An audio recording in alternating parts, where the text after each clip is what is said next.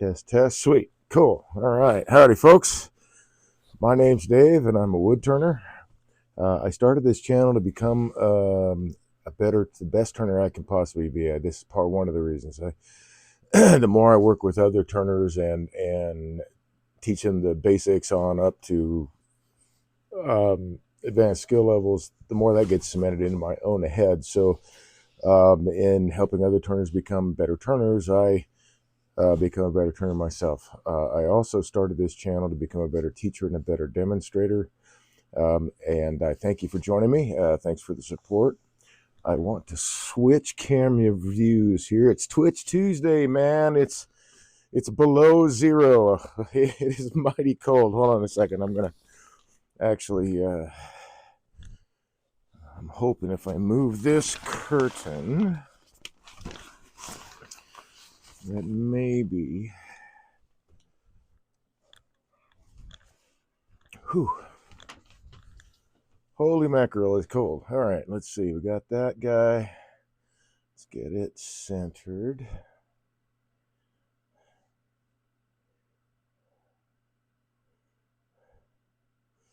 So turn this last week, and then did the carving off camera. It's now the finish is just about cured, but I said I'd show this off. So here's one of the stacking drawers, and here's the second. Go right into this box. There's a little hollow down here in the bottom that's more or less, I mean, it's, you can see that there is more to the box on the outside, but that center hollow is or that bottom hollow is covered by the bottom of the drawers there. And this piece was entered into the pop-up exhibition that's through the AAW and will be held at the Tennessee Area Woodturning Symposium a little bit later this month. I'm going to put this inside since it's so darn cold out here. Whew, man. Fingers are starting to get numb. Let me set this aside. On over here.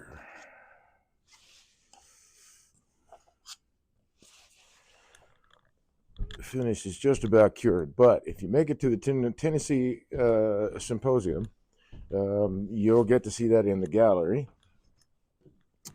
I would love to say it would be available on my website, but it's going to gallery show and auction for the AAW. And then I'm actually entering another contest, another art show contest, whatever, with another piece I've got here. As soon as I can get out to Twisted Fish in Elk Rapids, which is a gallery that hosts some of my work. Thank you very much, Twisted Fish. I really do appreciate the relationship that we have. Thank you. And get some images of that. Plus, I got to pick the piece up. It's on display now at Twisted Fish in the gallery. So definitely for sale, unless somebody has purchased it. Thank you very much. If not, that's my intended piece, the intended entry to that particular show. It's called Beginning. So anyway, I'm going to turn as long as I can, as long as my hands, I might put them in my pockets every now and then just to warm them up, but it's pretty cold. So I got this piece of, well, let's take a look here. Let's turn this camera down some.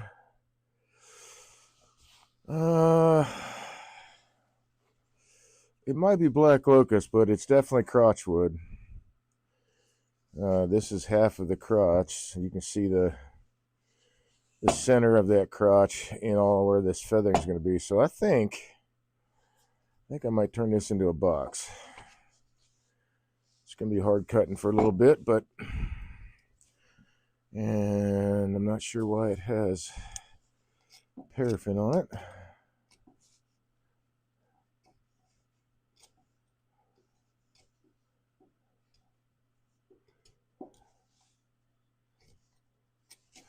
Really, I guess I just need to get it off the middle so that the points don't slip in the wood. Paraffin is a pretty decent lubricator, it turns out.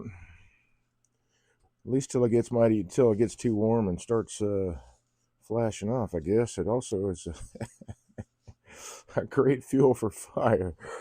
Okay, so I'm going to take this guy. I want to pretty much stay in here, but I'm going to put it on the balance point and get it round first, a little rounder. I suspect the balance point is going to be somewhere in close to where I want to be, so that'll work. We shall see what happens. I've got a couple of pieces of timber here to the side. Let's get that set correctly. It might not be the right height, so that's heavy down there. Still heavy.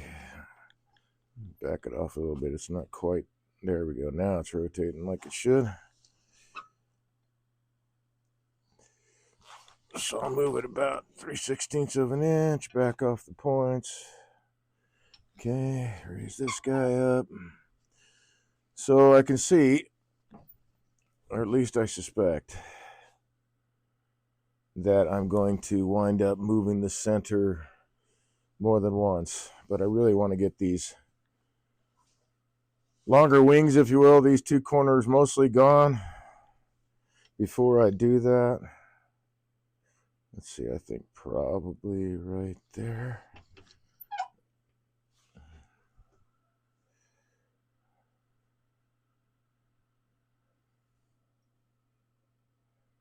I'm really close. So I think I went just a tad bit too far here.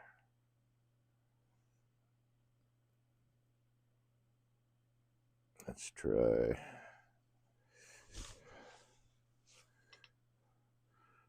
Trying to do this so that so that has some light. Well, that doesn't help at the moment. Okay, let's see. Yep, went too far the other way.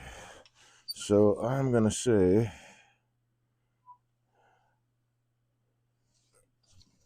not that. Holy cow, come on now.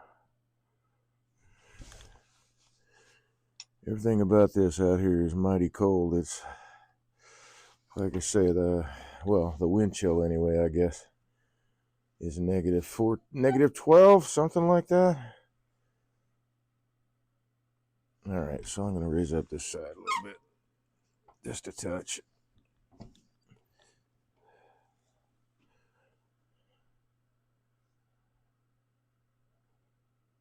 All right, I'm going to call that good. Whoops, I guess I don't have that camera quite centered. Sorry about that. So let's get this dude secure between centers.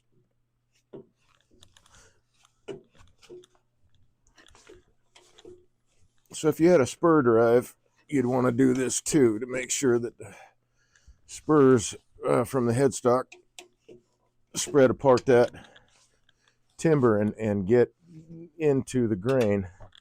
This is a Thompson center. It actually has a ring around the outside, one entire tooth. So if there is a catch or some issue with this stopping, it's been a couple times in the past that I've hit the tool rest with the piece and it stopped it turning. This won't try to tear up or burn into the wood. It'll burn the wood if enough friction, it's given enough time, but it won't dig into the wood. But it does have a secure hold. I really like it. I don't get I do not get any compensation or anything like that at this point from any sponsors, although I'm open to discussing, talking to the manufacturers of the tools that I use. If they'd like to sponsor this channel, that'd be awesome. But these are the tools that I use. Okay, so that's all set. Whew, man. Hands in the pockets. Need a few. I can cover that laptop again. That would be a good thing. Okay. All right, so while I'm warming up my very cold fingers, I am right on the cusp of becoming an affiliate with Twitch, and I thank all of you that have supported me along the way. Thank you very much. I just have the one hurdle left, and that is getting five people chatting on chat at the same time. Any subject doesn't matter. We can talk about woodturning, bees, what kind of weather you're having. Whether I just need five people to help me out. I really appreciate it. That's just the last hurdle I've got before I reach affiliate status, and that's something I've been working on for a year now, a little bit over. No, right at about a year. Something like that. Anyway, so I thank you all very much for the support along the way, following the channel, all that stuff. Just asking for help one more time, just to get that last hurdle for affiliate status crossed or jumped over, whatever. Just need 5 people. So as you come in, you start a conversation. I'll keep an eye on chat and see who, if we've got enough folks in chat. Right now, Random Tinkerer is on. So howdy, thanks for joining in. So that's one so far. But when we get enough people, I'll hit you all up again. I really appreciate the help and the support. As I said, I just got this one last hurdle, and I really am excited to achieve it. So thank you. Let's turn this guy down. Now that we have this secure, I'm going to start making it round.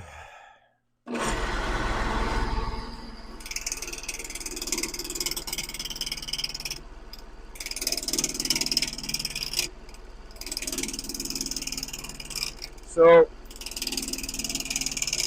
I'm cutting a lot of air, right? Clearly there's cutting just that and that corner right there, not hitting anything here at all. And all the rest is just air. And it's important that you really practice your ABCs. You see, I'm not chunking. There's not a lot of crazy vibration and all that stuff as I'm turning. Because I follow the ABCs, right? Anchor, bevel, cut. So the anchor, I've got the tool on the tool rest, and I'm going to actually point this camera down just a little bit more. So the tool's anchored on the tool rest, and right here on my hip, I got my right hand. That's the tiller. It's what's going to turn it to open and close a flute. And then the weight of my hand or thumb or whatever is just sitting on the tool to give it extra weight to sit on the tool rest. Always remembering that bevel at the front of your tool, whatever that bevel is, that's the direction that the tool's going to want to go when you start a cut. So that is the bevel you want to line up. So I do this. I practice my ABCs all the time. You can see that it is a smooth, even though I'm off the tool rest.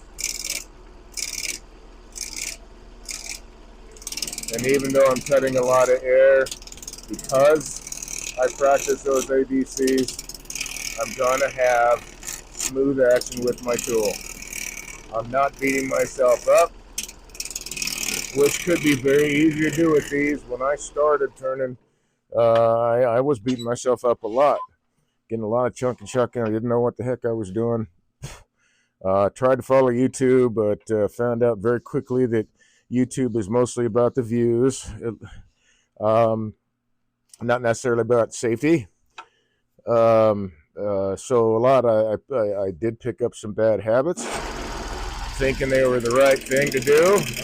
But then I lucked out and found that we have a turning club here in Traverse City, Northwest Michigan Woodturners. I'm also past president and past vice president.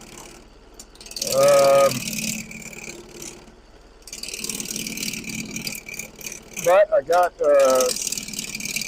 like my second year of turning or trying to turn, because I started turning as therapy for PTSD. Fell in love with it, found out I had a knack for it. I do have to say it's one of the most fantastic avenues of therapy.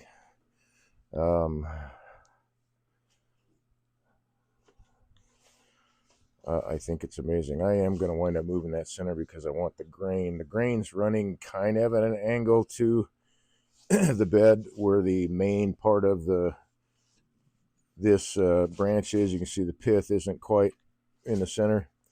What's left of the pith, well, that's going to get turned away, but I want to, as close as I can, for this piece anyway, have the grain as straight as possible up and down, since I'm considering very, very much a box. I thought about doing a hollow form, and I don't know if I'm going to be able to do the box, to be honest with you. It might wind up being an end grain bowl or a smaller vase, because I got these splits in it. This has been seasoned it's been sitting for a couple of years. This particular crotch piece, when I cut the crotch in half, I cut one of the halves in half, so I had pieces that had all this feathering on one or two sides. Wow, I'm sorry, it's taken a long time for my fingers to warm up. Okay, let me let me make an attempt with this very small heater to get some heat back into. So that means I'll be moving this center, maybe even both a little bit, just to get that grain so straight up and down. But right now, I'm still working at taking off these corners. I'm still looking okay if I look at both sides. As far as the center is concerned, at least it's the center of mass, so that's always a good place to start. I think, at least for, I don't know, freeform turning, whatever, something that's not like already structured. Like if you're doing bowls and platters and you're doing, many of them, it makes sense to use a screw chuck, and you locate your center, and then you turn what you got. And it's not necessarily a balanced piece, at least till you get it turned down. But you're on a screw chuck, and it's a lot closer to the headstock, so there is a little bit less. Some of the vibration is dampened that way. The further you get away from the headstock, the more opportunity for vibration there is. Which is why long spindles, you need to have some kind of mechanism to support somewhere along the center, at least where you're turning, where there is no support for the piece, so that it doesn't vibrate very much. But here I'm starting between centers, and I usually do. Start between centers and on the balance point, at least as close as I can get. And I have some vibration on the lathe. Some things are actually falling off the lathe because they're vibrating.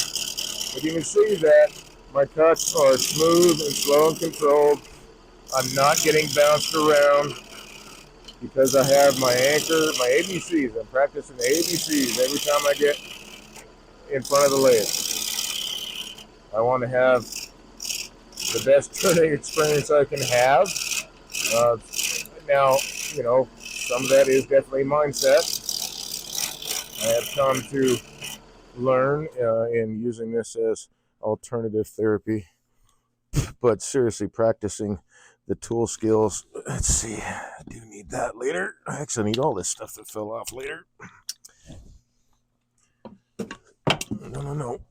You're not gonna, don't need to fall off again. Did something fall on the other side? A chuck and I'll be right back. Whoo, man, touching that metal is brutal. My, oh my.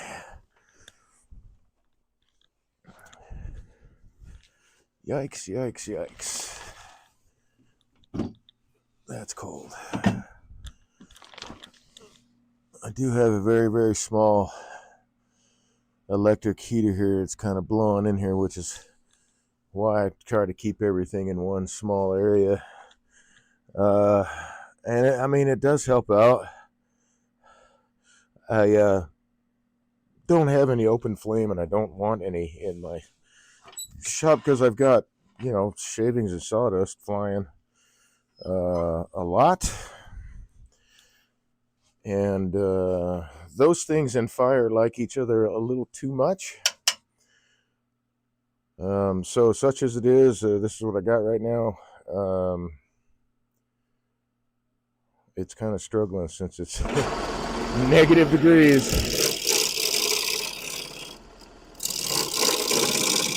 So the smaller I make this diameter, the more I'm going to reduce vibration on the piece. Again, we started off on the balance point, so that took away a lot of it.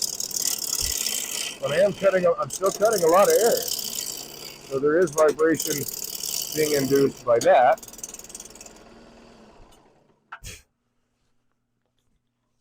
How are we looking here? Let's see. So this side looks like it's fairly well centered. But this slopes down some. I'm going to,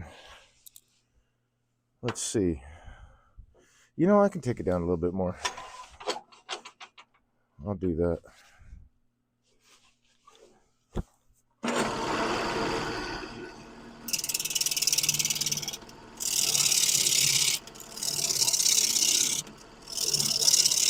I always try to keep in my mind that slow is smooth.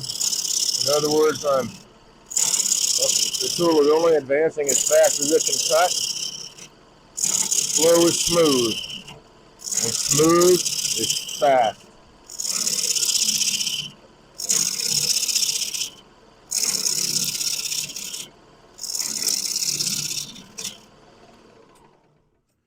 Ooh, doggy. The breeze coming off this is helping too. Man. All right.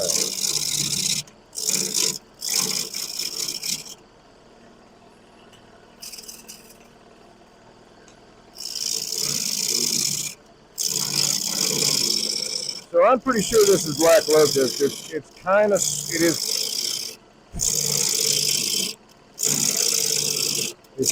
It's turning like locust. I know it's not honey locust, and it's not maple, so I'm pretty sure it's black locust crotchwood.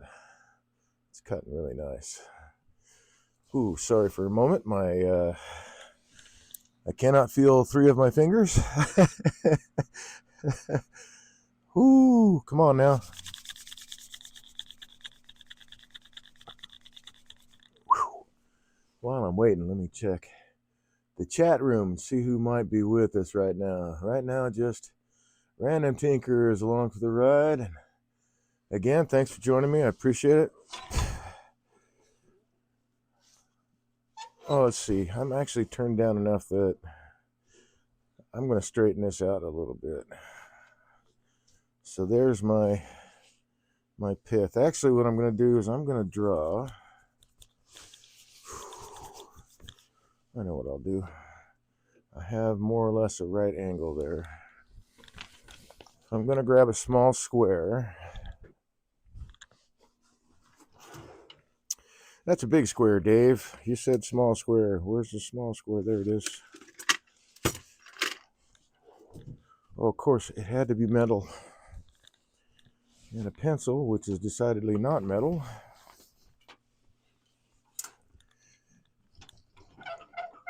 All right. So we're going to change the center on this dude. I want, like I said, the grain to be straight up and down, as close to that as I can get.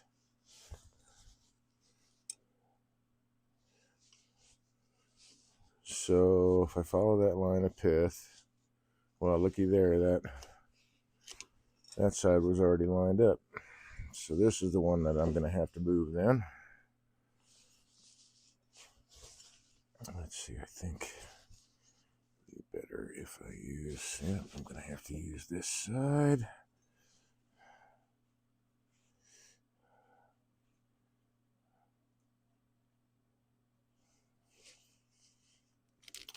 And that is off a little bit. Let's set that over there. Punch, there you are. Whew. All right, so I can move that over. So let's do that.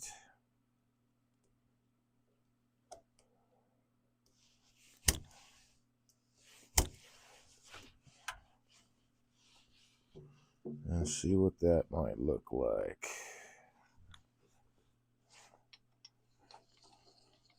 So the balance point, at least on this side, was already right at the pith. Okay, so that looks pretty good. That looks pretty good. What I really want to do now, just to make absolutely sure, see if I can do this. I can. Yes. Very cool. Is I want to, where this center point is set, I want to follow that ring all the way down so it comes to here. And then follow that down to here.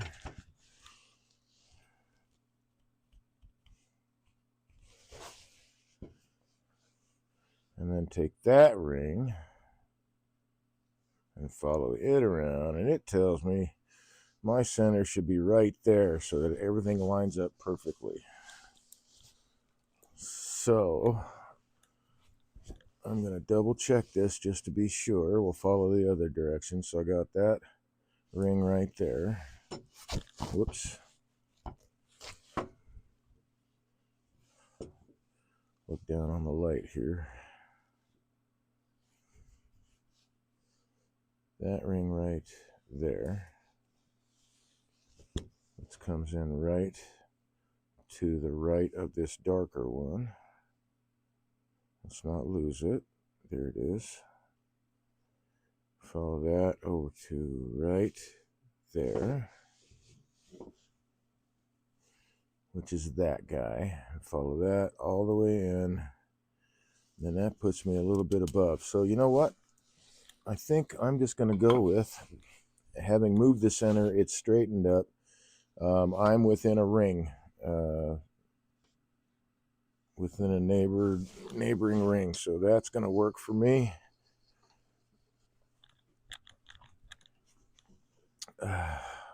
Looking forward to seeing this feathering. I can see some of it in there, some of the curl. Looking forward to seeing how that's going to come out. Good golly. Sorry about that, folks. Bear with me a minute. I really do need to, losing my fingertips here.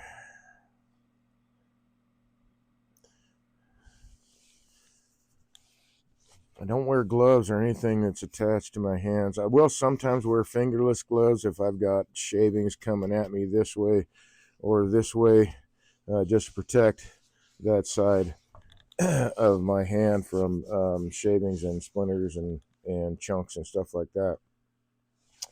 But I don't wear fingered gloves. I typically don't wear long sleeves either.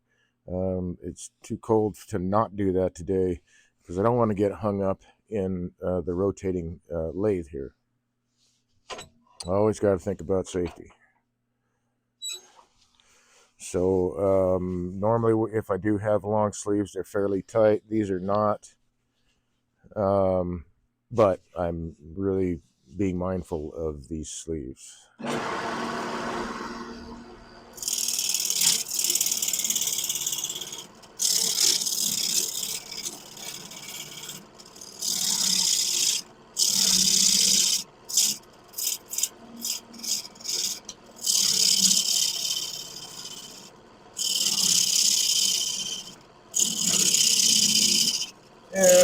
remembering everything that I want to keep. I keep on this side of the tool rest.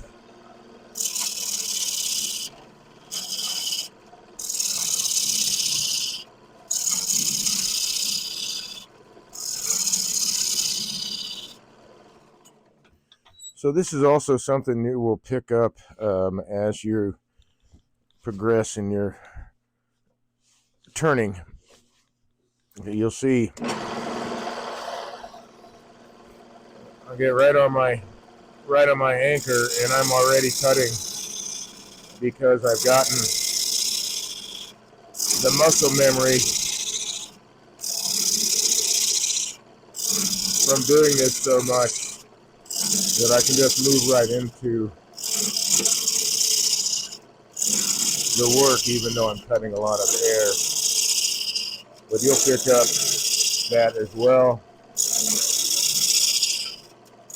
You practice it enough.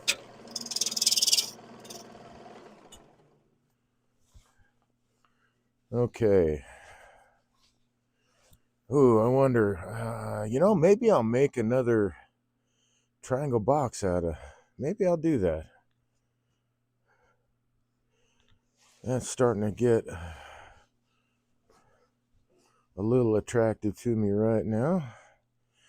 I don't know how deep, well, I don't know how much I'm going to lose with this particular crack, and I'm not keeping any of the outside bark or any of the outside part of the tree.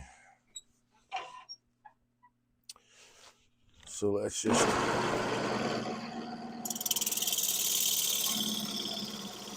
take a few pull cuts, knock those high points up.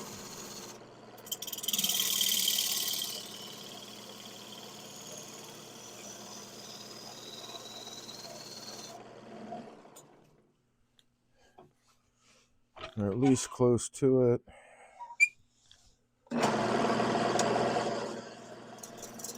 One thing I like to impart to the people that I'm instructing is to try to work on your dexterity. In other words, try to become as ambidextrous as you can with your tools, because sometimes you'll get into a spot where your body just can't get into the right position holding it one way. But if you swap hands and you're able to do it ambidextrously, it helps you get into areas that you couldn't normally turn at. Plus, you use both sides of the tool.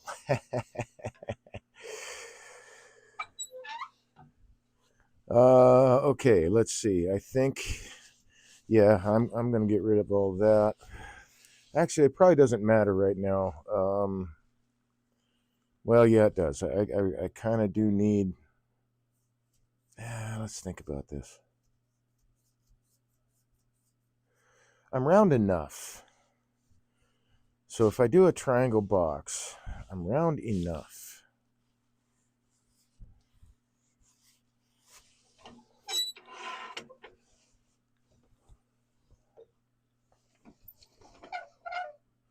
You know, I will true up the ends, though. At least it'll make it easier to map out my box and lid, and might even give me a better idea of how deep this split is. I'm hoping it's running at an angle and not just that deep all the way through. So let's true this guy up.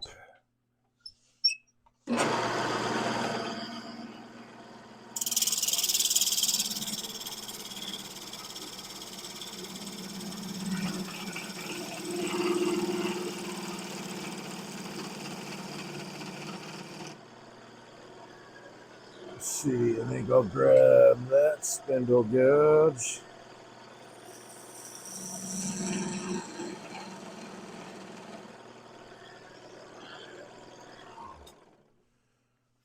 Okay, so let's take a look here. So got all kinds of splits in there, but it looks like a lot of them go maybe 3/4 of an inch deep. That one's about an inch, but this big one is this one right here. I'm not so sure yet. I may wind up with a shorter box, but that's okay. I don't have to use the whole piece of wood. I really just want to get the best piece out that I can. So I'm going to true up this side.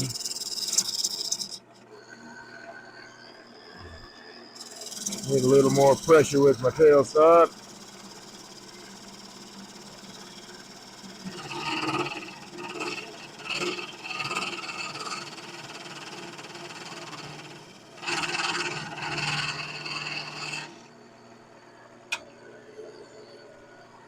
And we'll grab this guy again.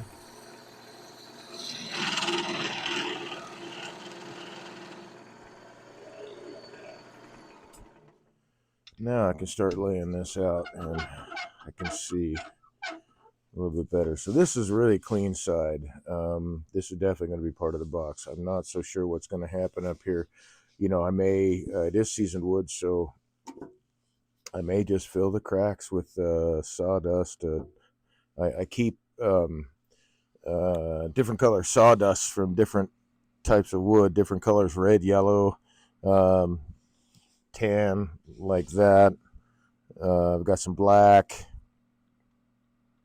I also have some bone, powdered, well, not powdered, but shaved bone, I guess, from turning antlers and stuff on the lathe. So I have white. It just all depends on what would, sorry, I'm warming my hands up again, what would work best for the piece. Let's see, I'm looking for my compass. There we are. So I'm going to draw this out on the other side. I want,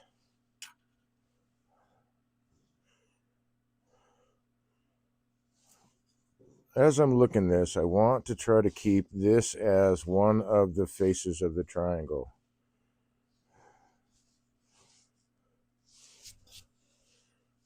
I don't think I'll be able to get that whole thing on a face, we'll see, but I really want where all the feathering is trying to appear, and there's not a lot. There's some, but at least there's some good chatoyance. There's not a lot of feathering there, but maybe it'll come out a little bit more as the surface gets more and more refined. There is some nice curl here. So I want one of the faces to be this area. So I'm going to keep that in mind as I'm laying out my 3-corner box.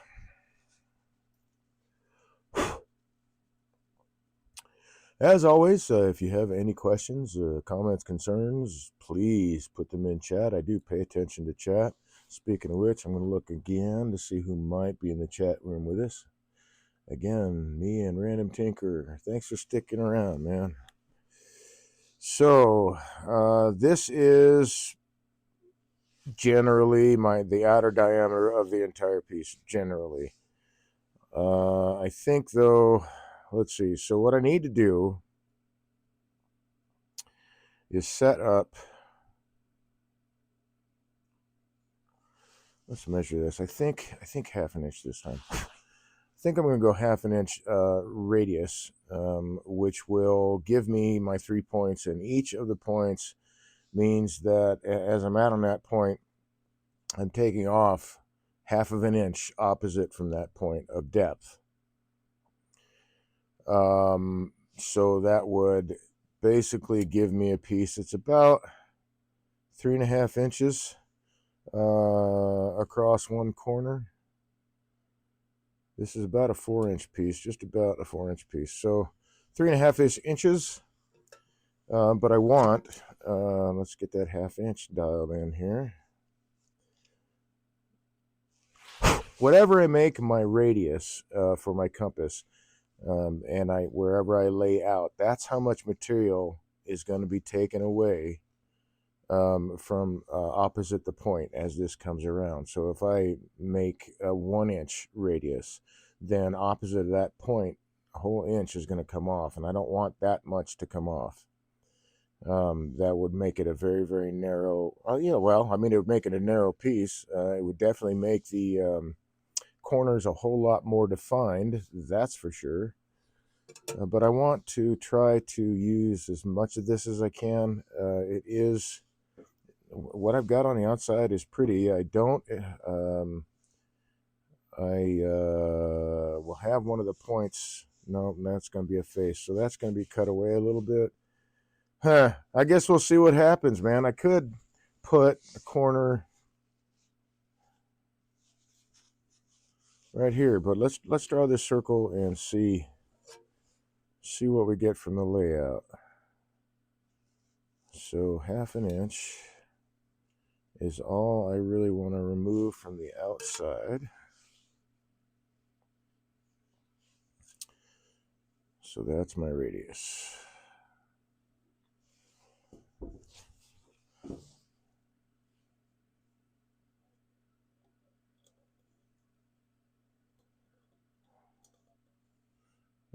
Well, Dave, it'd be help if you were using the pencil part, the lead part, or graphite, whatever that is. Clay and graphite. There we go. Okay, so first things first, I need this guy. Well, actually, there's a couple ways to do this.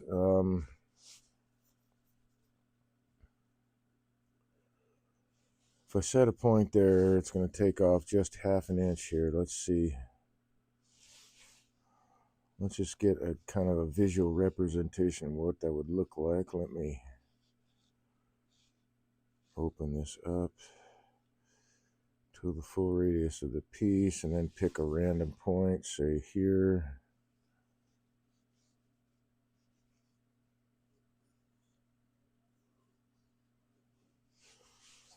So it would take off, if you can see that in the camera, that 1/2 inch. So I think I'm going to try something else too. So then that actually goes probably about halfway around. So it will give me a much smaller box. So what I'm going to do is I'm going to say, let's say, give myself a wall thickness for the piece of, or not a wall thickness, a radius of something slightly less than that.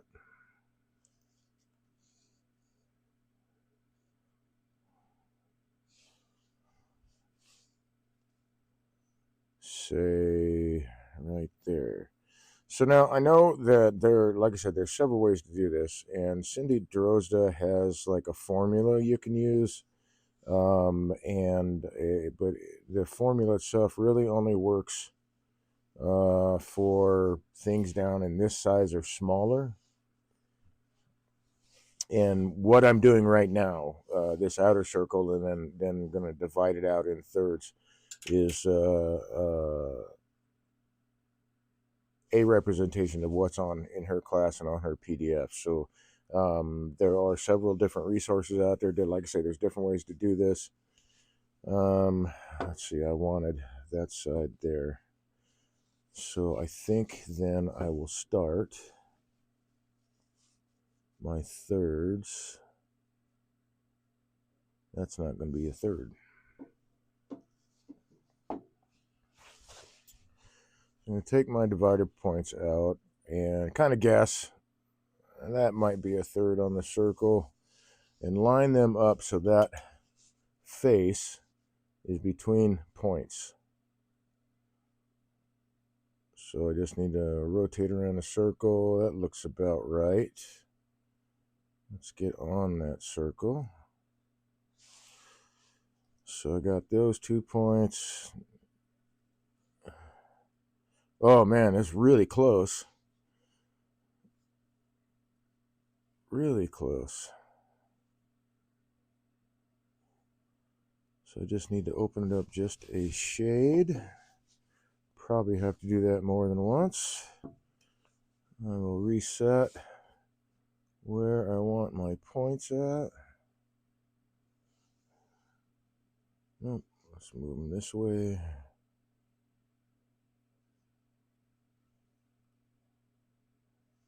Let's go a little bit this way.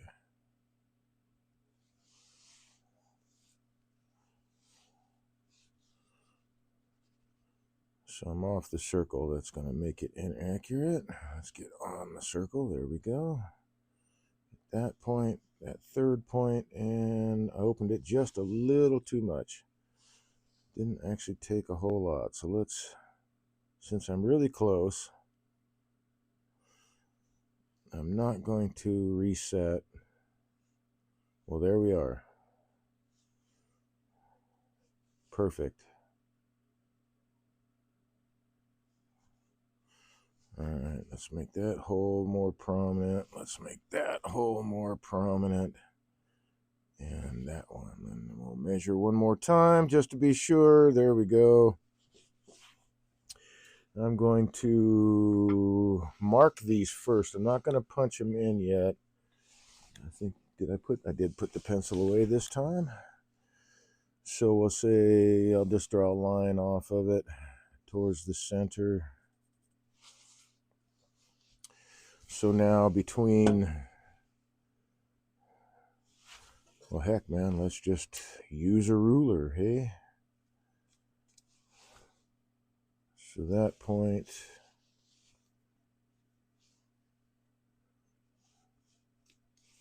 and that point, say that they're going to give me a face, that whole face between those 2 points. So this diameter here will be the diameter that I turn down to on the outside. And then hollowing, I'll use a smaller diameter, but this is the diameter that I'll turn to. And that's going to give me,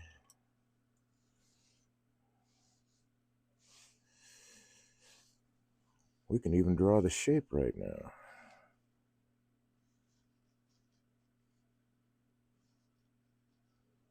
So that's going to give me this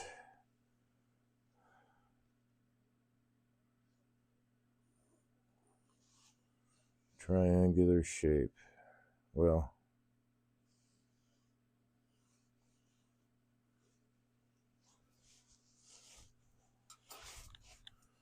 and I want to take, whoops, these lines. Actually, I really should run these all the way to the center.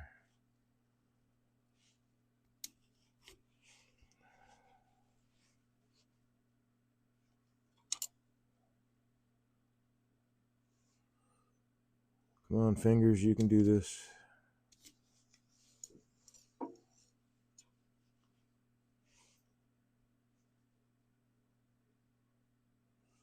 I think we're supposed to have a heat wave tomorrow of 20 degrees. That'll be awesome.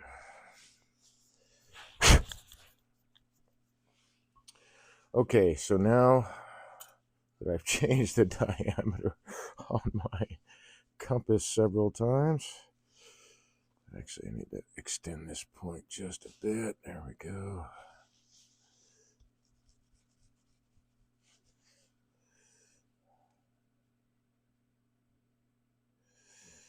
I want that same diameter circle on this side.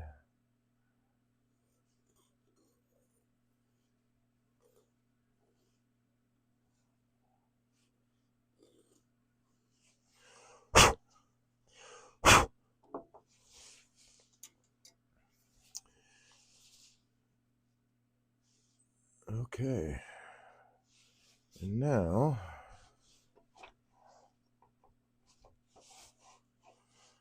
I can use this guy to carry my line all the way down.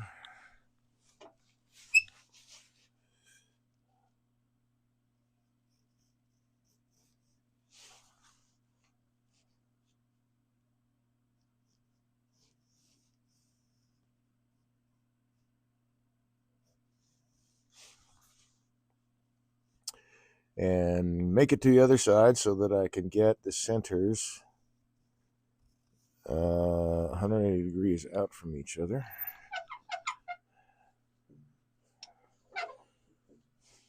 Opposite ends and in the right spot.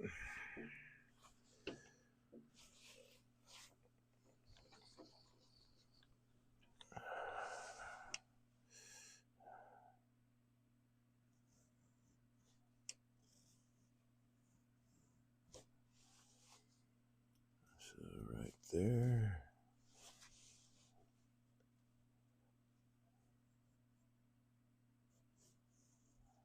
And right there. And then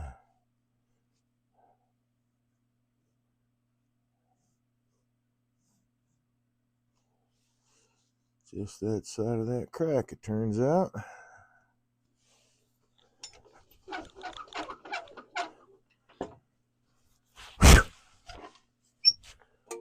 Ooh, doggy.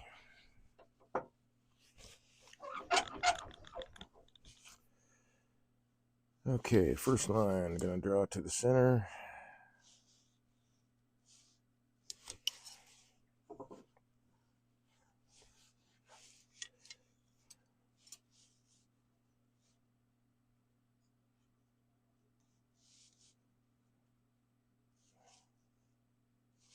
Second line and third line, which is right over here.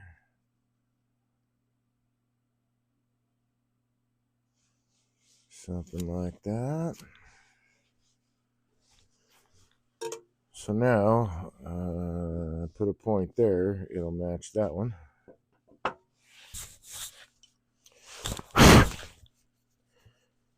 But,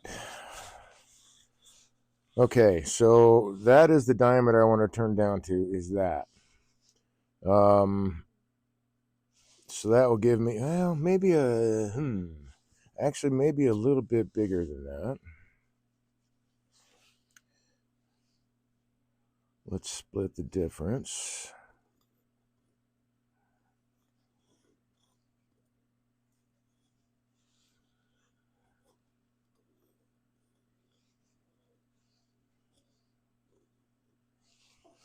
On both sides. Using the graphite as the center point does not draw a clean line.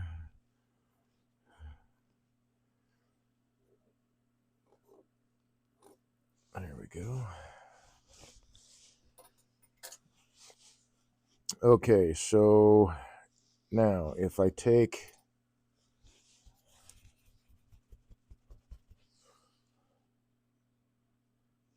this and I offset it by that 1/2 inch, then I will get, oh, then I have to reset that.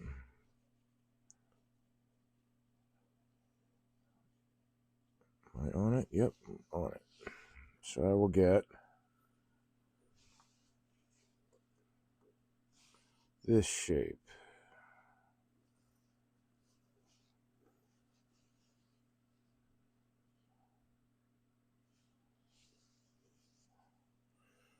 And I will erase a bunch of other lines so you can actually see that. Oh, nope. Okay, need to pay a little bit more attention to grabbing stuff because my hands are so cold. Okay, so I'm going to get rid of that line and that line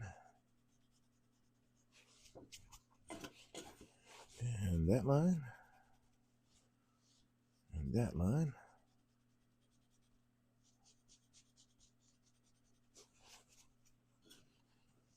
That line.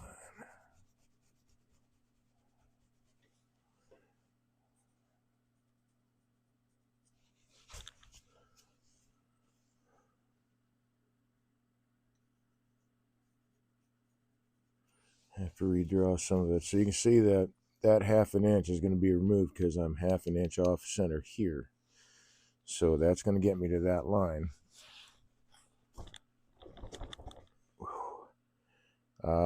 So I'm going to turn down, basically this is going to be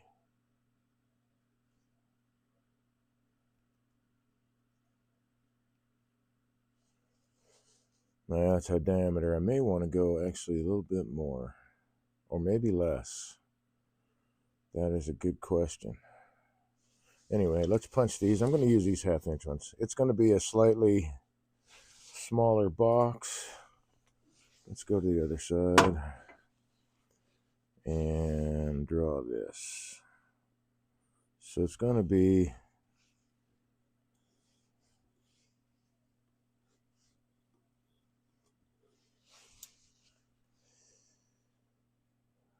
that wide, which is about 3 inches now. 3 and, let's get out there, 3 1/4. So not quite 3 1/2, but that's okay. 3 1/4 will work. So I'm going to set all of these with my punch, and then I'm going to number them.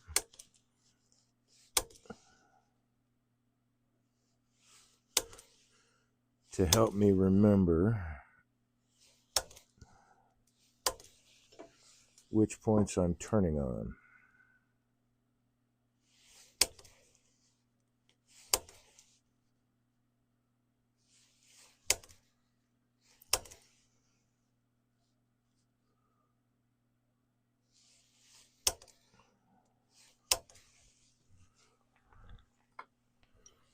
So I have more than enough pencils. Let's see, this will be number 1, this will be number 2, and this will be number 3. So 3 will be right here, and this will be number 2, and that will be number 1, number 1.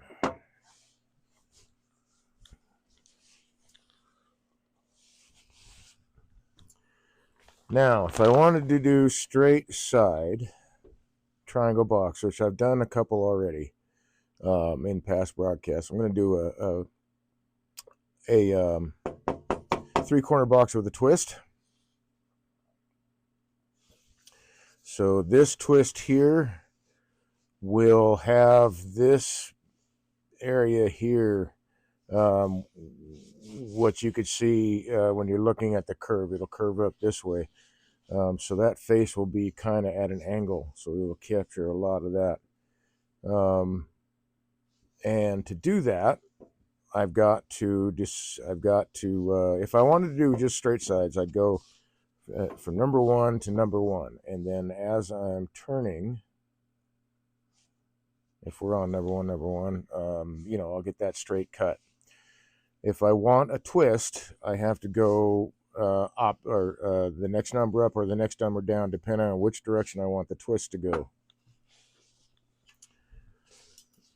Let's move those aside.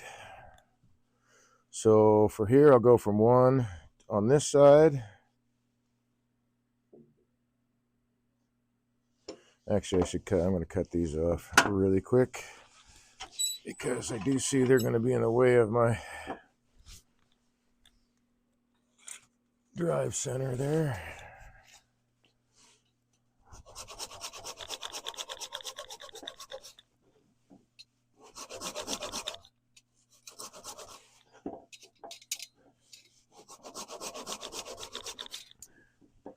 I won't lose my true center, and I don't want to lose my true center because I need that when I'm actually making the box, the innards of the box and the lid, so that everything sits on properly, and I can hollow out the center.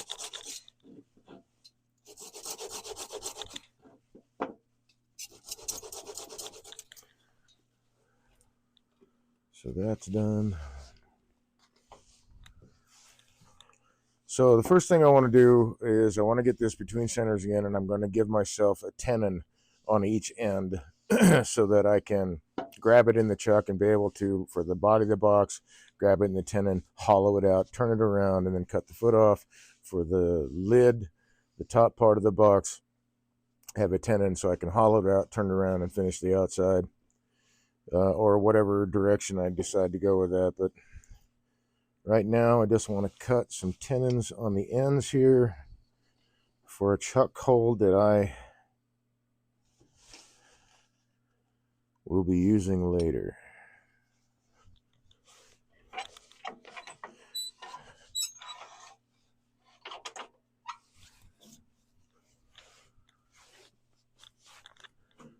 And since I'm round for that, I'm just going to use my skew.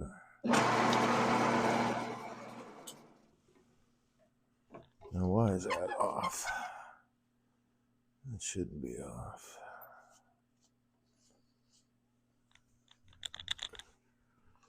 Got just a little bit of wobble there. But with the tenon, that's not going to matter.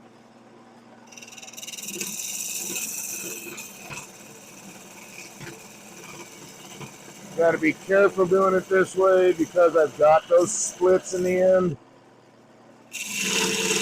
I don't want to angle my tool in such a way that it catches one of those splits and tries to split it open. So that should be good enough. Let's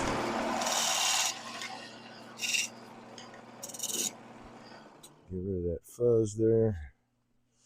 Square shoulder and a little bit of a dovetail there for the chuck to hold on to.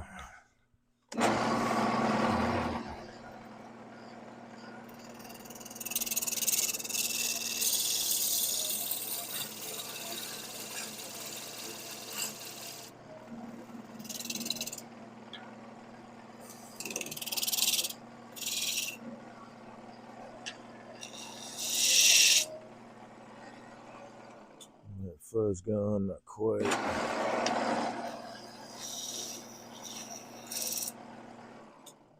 Okay.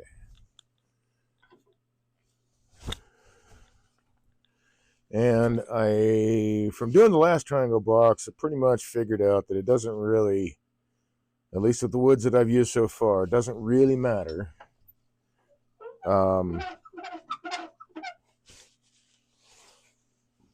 When you part the lid off, as long as you have sharp tools. Okay, so this is going to be, without the splits, that's going to be the main body of the box. I've got my tenons there, so I can now start off with 1. So if I go 1 on this side, I'm going to move you, aren't I? 1 on this side and 2 on this side.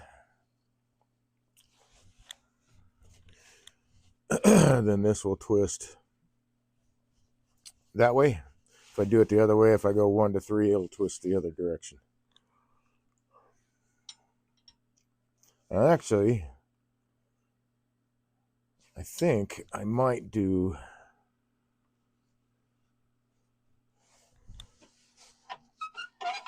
I don't know, man. I don't know. I have to figure this out. I might do a tapered box like that. I think I'm going to need my longer tool rest for this guy. I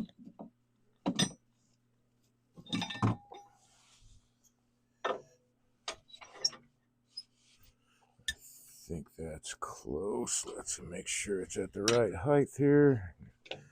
Come up a bit.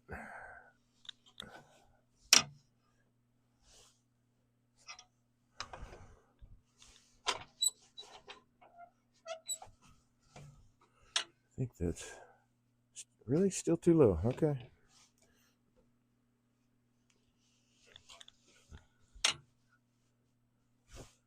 That should be about right. So I'm going to cut a straight line across here. And I've got my tool rest lined up with the ways, parallel with the ways. I'm sighting down onto the ways to get that lined up. So that gives me a straight line. And I'm going to turn it down to where that center is there in a straight line. So we'll start here in the center. Work our way out.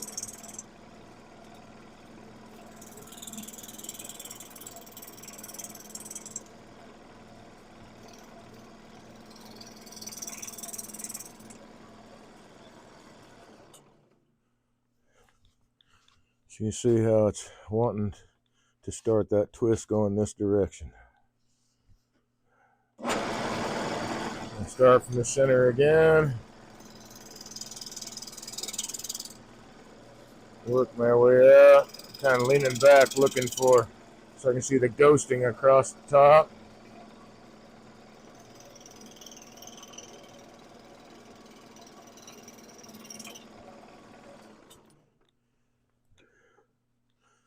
So I think I'll probably take it down a little bit more. I'm not quite at the middle there. Almost. It's almost there.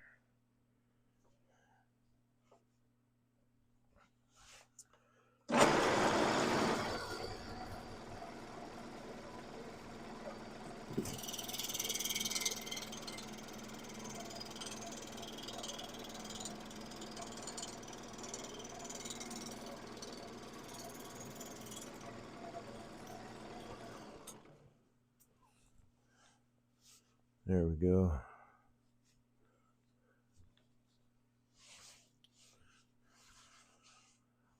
So this line's not totally clean yet.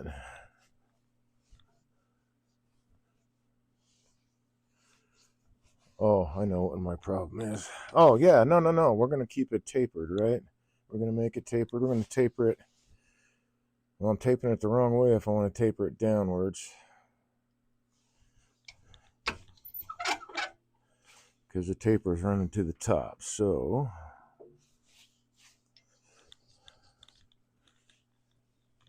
let's do this instead. I know that that's not cut.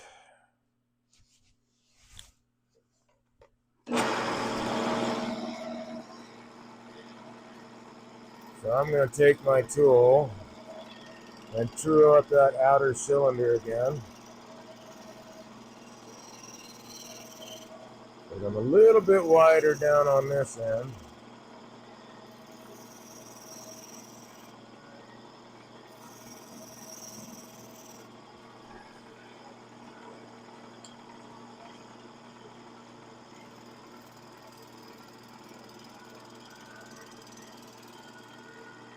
There we go. Now it's trued up. Let's go back to number 1 on this side and number 2 on this side.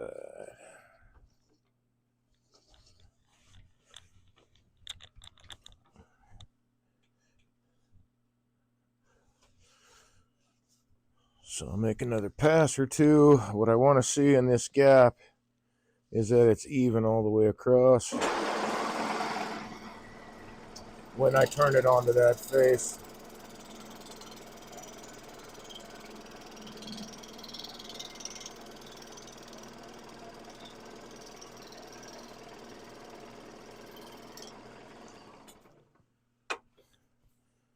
All right.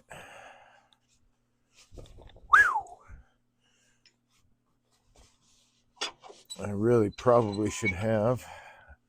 I'm going to start that. I'm going to turn on the compressor. Hopefully it'll run. It might be too cold. Come on, buddy. You can do it, man.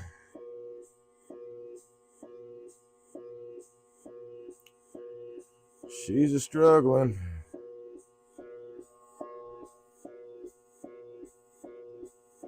Come on, you can do it.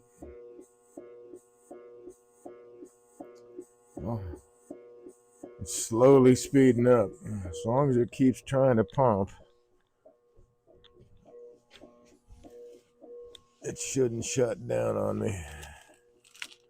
Let's see, yep, it just shut down on me. So we'll have to let it sit for a little bit. Let me turn it back off.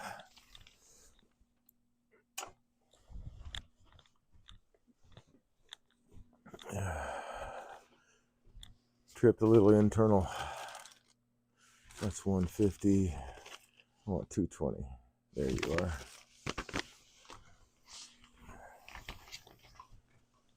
So I'm going to sand that surface. When I get to that point, let's see. Nope, still got to wait. Okay.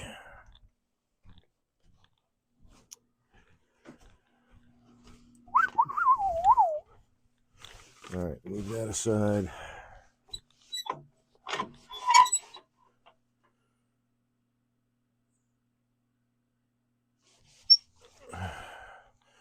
So when I look at that gap, okay, there's a little bit more I could take off here. Not quite running straight.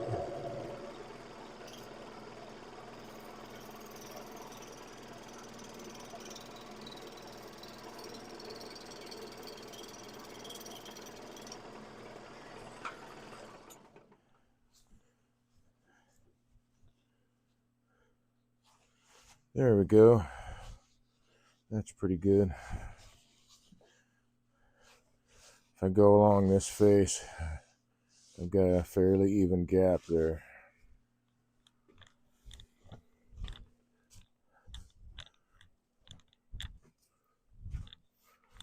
Try this guy again.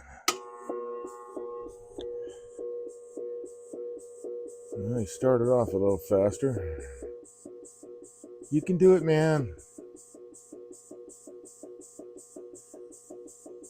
This dude just struggles so much when it's cold, this cold.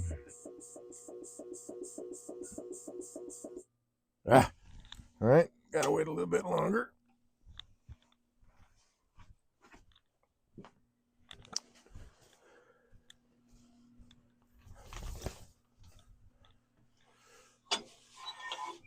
Well, I can come back to that. So I was on 1 and 2. Now I want to go to 2 on this end and 3 on this end, since I'm keeping it going forward, and I'll go from 3 to 1.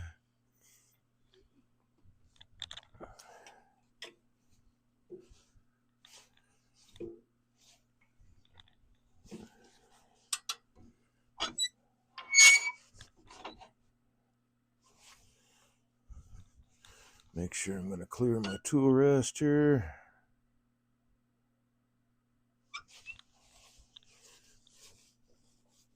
And I am.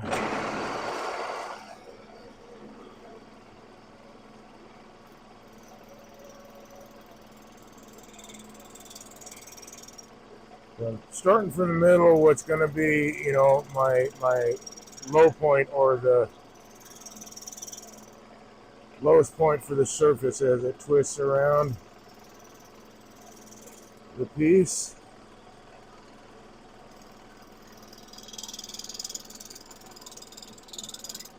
Lost my ghost image. There it is.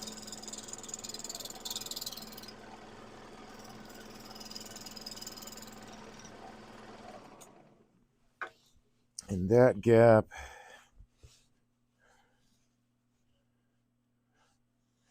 is fairly even. Once we're straight there. Okay. I'll take just a little bit more off there.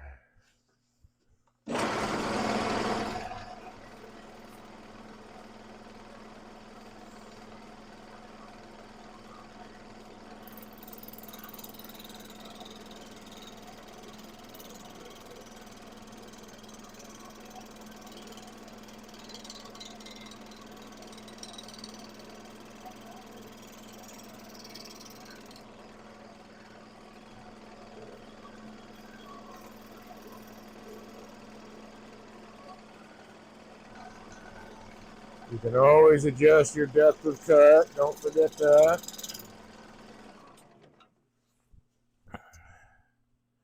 There we go. All right, let's try that compressor again.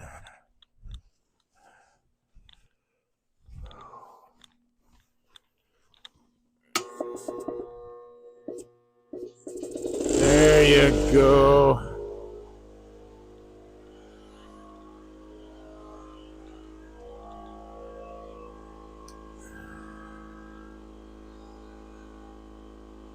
So we'll wait for that to pump up a bit.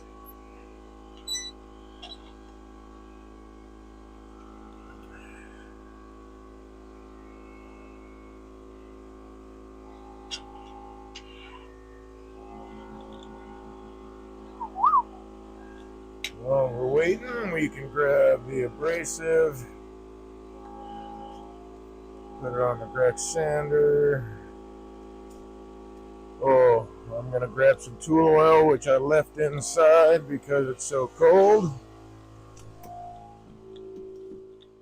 And hopefully this Grex sander will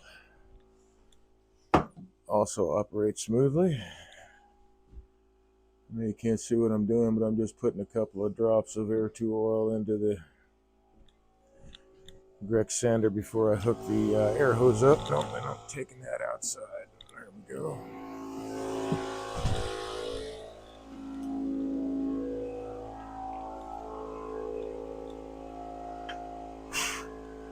Well, since I got to take a short break, wait for the compressor, let's see what we got in the chat room. Still myself, a random tinker. Well, all right. We may not reach an audience, large enough audience tonight, and that's okay. I'll try again tomorrow if it doesn't work out tonight.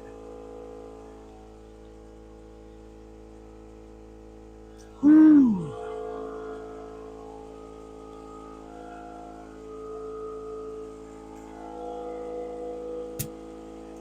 I'm assuming it will be a little somewhat warmer anyway.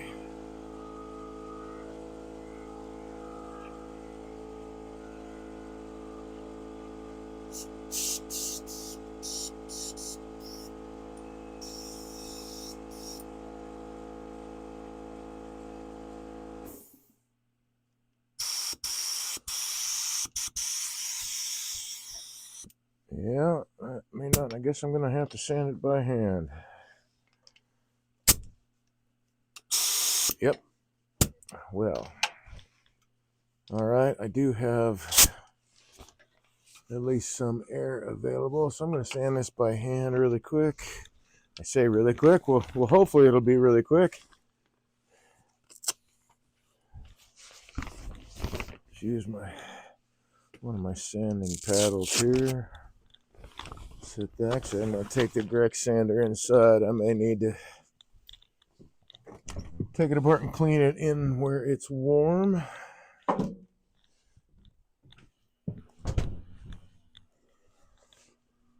It could have been a little bit of moisture gotten up in there and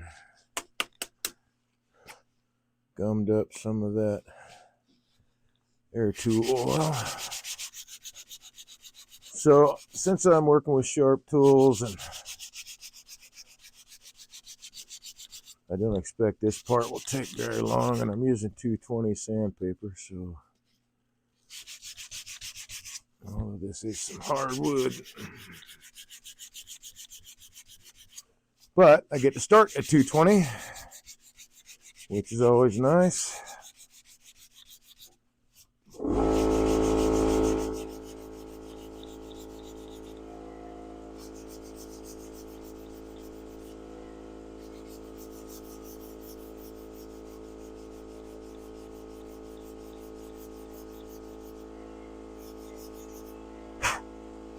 Not gonna lie, this would be nicer with the Grex sander working, but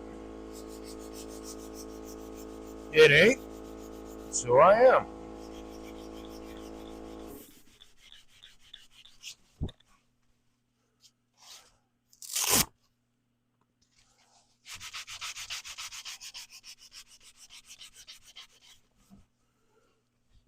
So Random Tinker, I can't remember.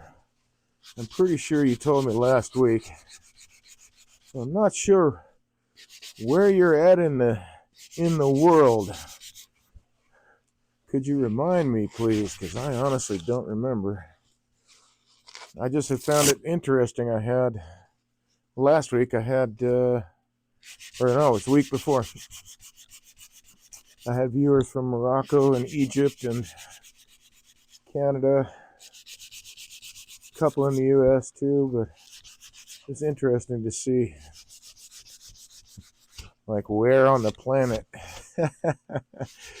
it's getting to.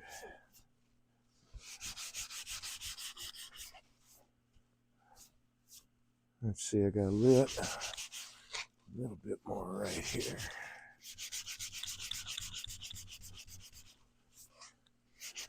The hands just don't want to work.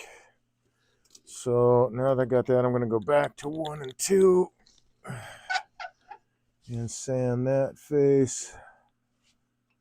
Come on. That's number 1. That's number 2. Wait, is that number 1? Let's be sure. Okay, that's number 1. And that's number 2.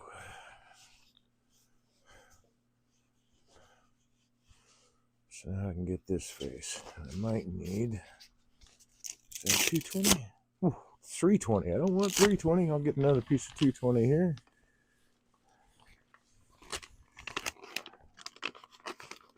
Moving kind of slow because it's, like I said, it's hard to grab onto things because the hands are so cold.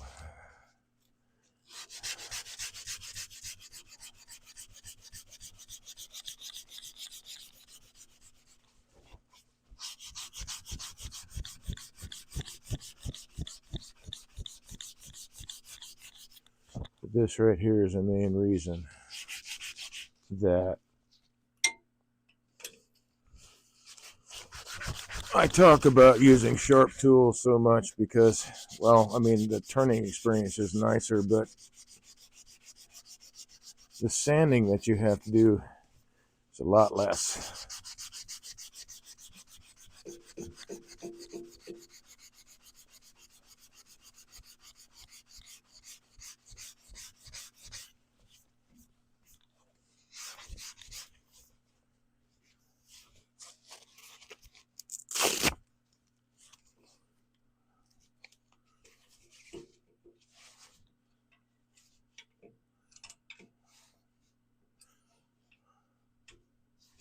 Come on, there we go.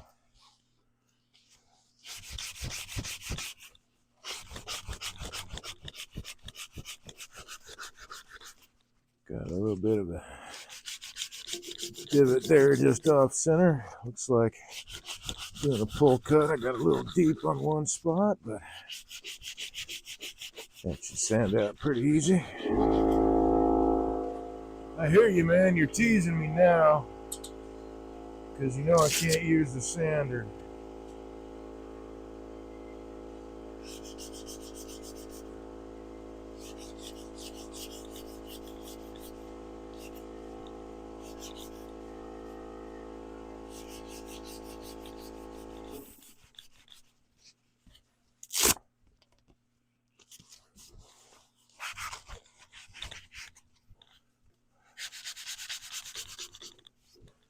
Whoo, man.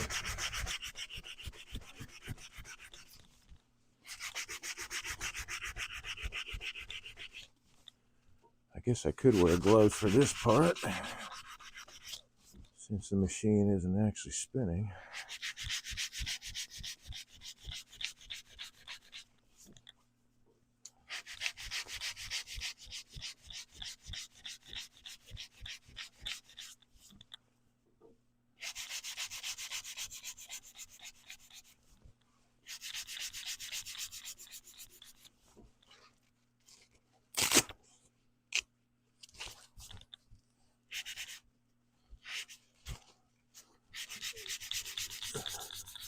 But hey, man, we got this far.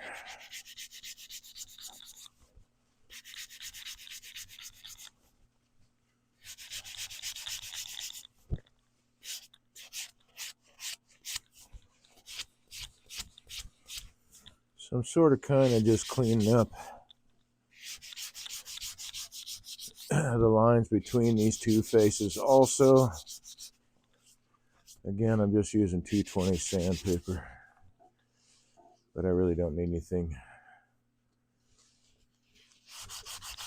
more aggressive than this.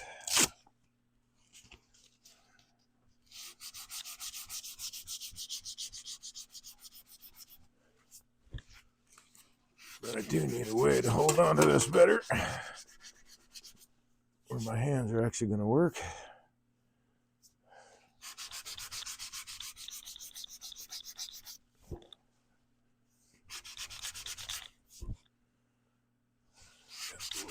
want to go here. Or is that actually in the wood?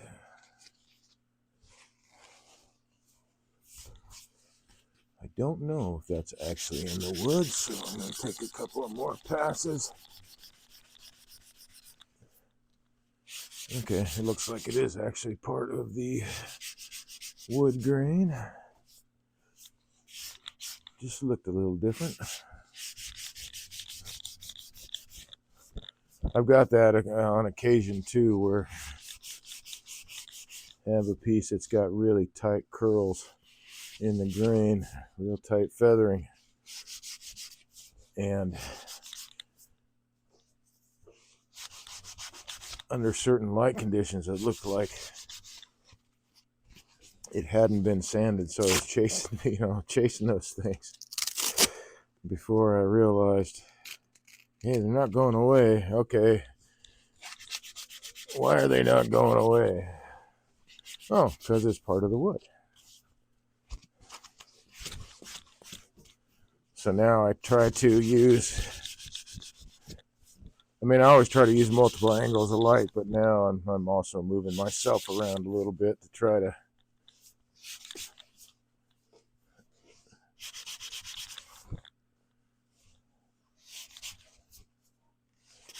make sure that I'm seeing what I think I'm seeing.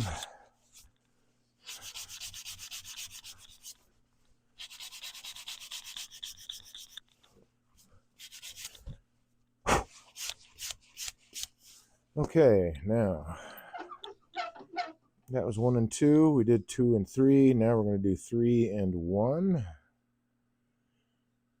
See anything new in chat? So no answers and no questions. 3 and 1. There we go. Make sure that's secure.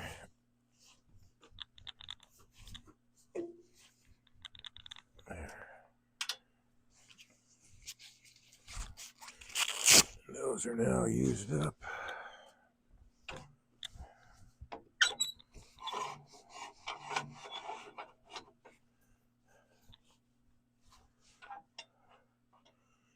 And let's get this dude lined up.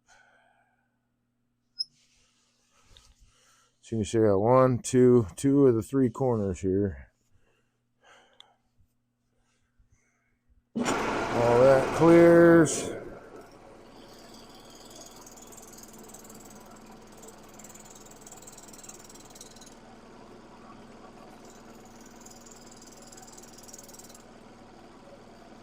Kind of lean myself back a little bit so I can see the top ghosting as I'm making the pass, because I'm cutting air, the edges are going by so fast that I can't see it otherwise.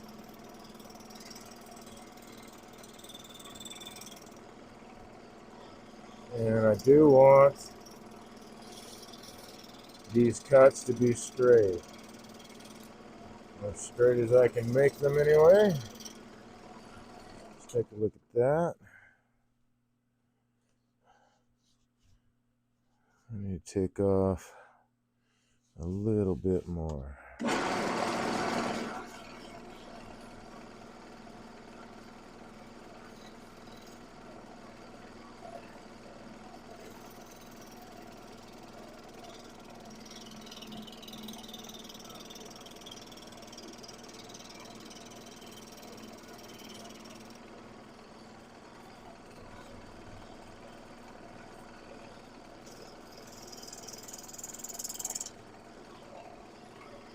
See, I'm a little high right at the bottom here. There we go. And now I have my 3rd corner. So didn't quite get all of the outside of that turned away. That was the outside of the tree. But maybe, it'll be a feature to the box. We'll see. I need to sand this out now. Straighten up these lines a little bit. Oh, that's nice. I got a secondary. Oh, very cool. I think I got a secondary bevel here. So I got this one and then this one, and there's one in the middle. This one and this one, and one in the middle. And there's going to be one in the middle right there. Cool. All right, what did I do with the Q20? I'm pretty sure I put it back away. There it is. So let's sand this. And then we'll double check the lines to make sure everything's lining up all right. And then I'll need to decide where the lid's going to come off.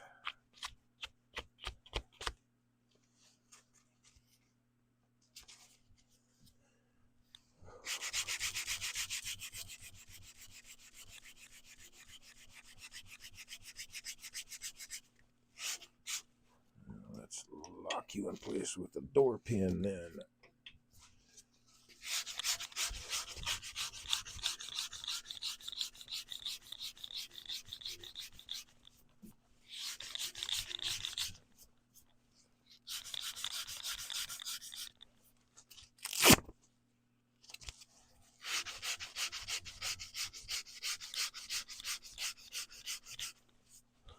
I like to sand pretty much in one direction with the grain, whatever direction that is, as opposed to going back and forth,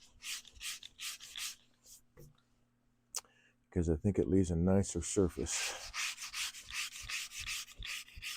And you know, I'm not like trying to raise the grain back up, even though this is in spindle orientation, and usually that's not an issue. I've gotten into the habit of sanding in one direction.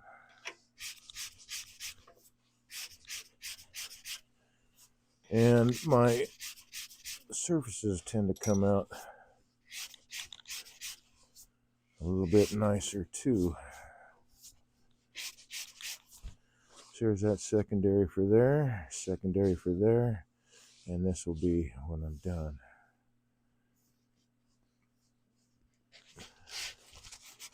Let's see.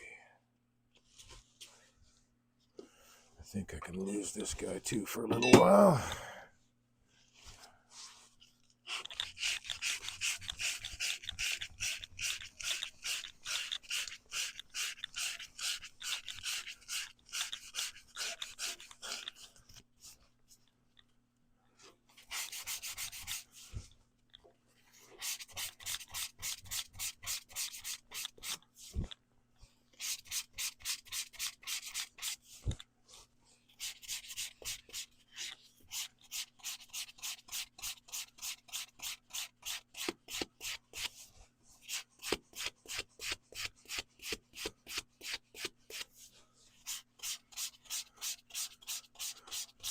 It's a pity that I won't be able to use some of this timber in the box due to those splits, because having that secondary bevel looks pretty cool, man. So I'm going to wind up shortening it down, and so it won't be as prominent a feature, but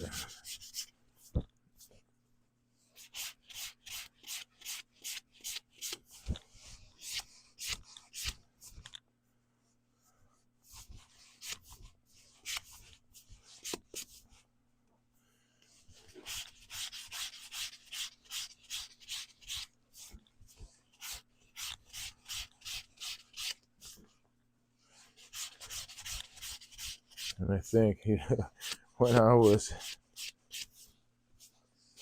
in, when I was still in, I think it was grade school, actually. No, it wouldn't have been grade school, was it? Let's see, it would have been 6th or 7th grade. I honestly cannot remember. I think it was, let's see, I got to think about that because I went to so many different schools growing up. The family moved around a lot.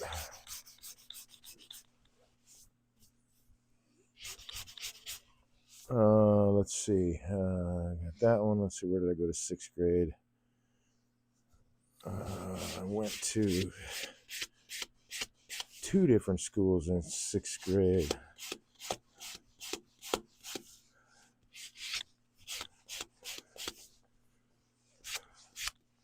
Right? And then 7th grade, 8th grade was a different school. 7th grade was a different school. 8th grade, 9th grade, 10th grade. I went to 4 different high schools, so 9, 10, 11, 12 different schools. 7, 8. So I'm going to say when I was in 6th, 7th grade, and they still had this in the education system as part of the curriculum, was shop class, right? And it wasn't just shop class. It had home ec, wood shop, metal shop, auto shop, all these opportunities. And let's see, I think I took auto shop. Let's see, auto shop would have been 8th grade. Yeah, 8th grade.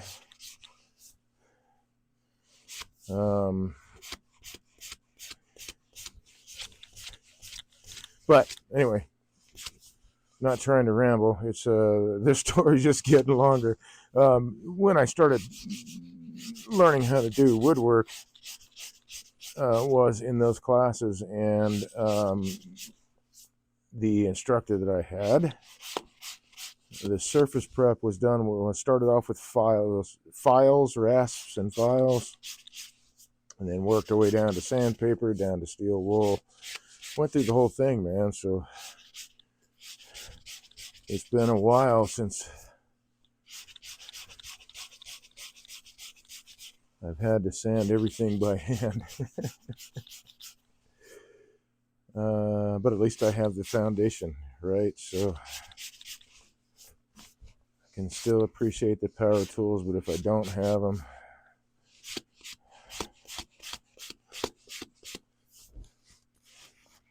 it's not just that. It's other stuff you pick up, as you start working at a thing. I don't know. I don't want to call it a career or whatever. Not a hobby. Just starting to learn something new.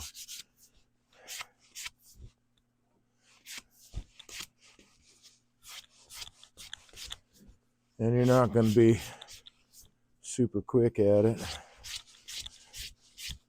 But especially I think it's with everything, but definitely with wood turning, is that it's going to take you time to get to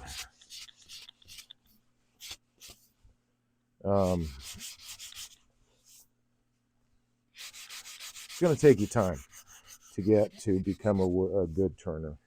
It takes everybody time, but if you're practicing your ABCs, you're practicing your safety, you're out there turning, working with the tools and seeing, how they work with your body, learning your body language at the lathe, your lathe dance, whatever that is. Well, hello, I almost forgot you were actually on. It'll come to you in time. Alright, so I've got my 3 corners and a secondary bevel, which is really flipping neat. I did not expect that.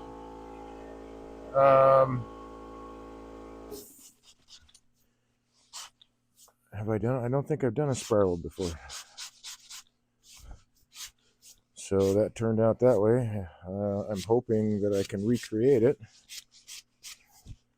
because that's pretty neat. So I'm just double checking my surface to make sure I don't have any tool marks left behind, because I want to be done with it. Once I part things out and all that, I no longer have access to these 3 points. I no longer have access to them. So as much as I can do between the centers, between these points, I'm going to do as much as I can. I mean, there's some touch-up sanding and stuff I'm sure I can do. But, sanding a whole surface like this, it's kind of tough when you're holding half of a piece and you're having to hold it in your hand. It'd be nice to do as much of this as possible on the lathe.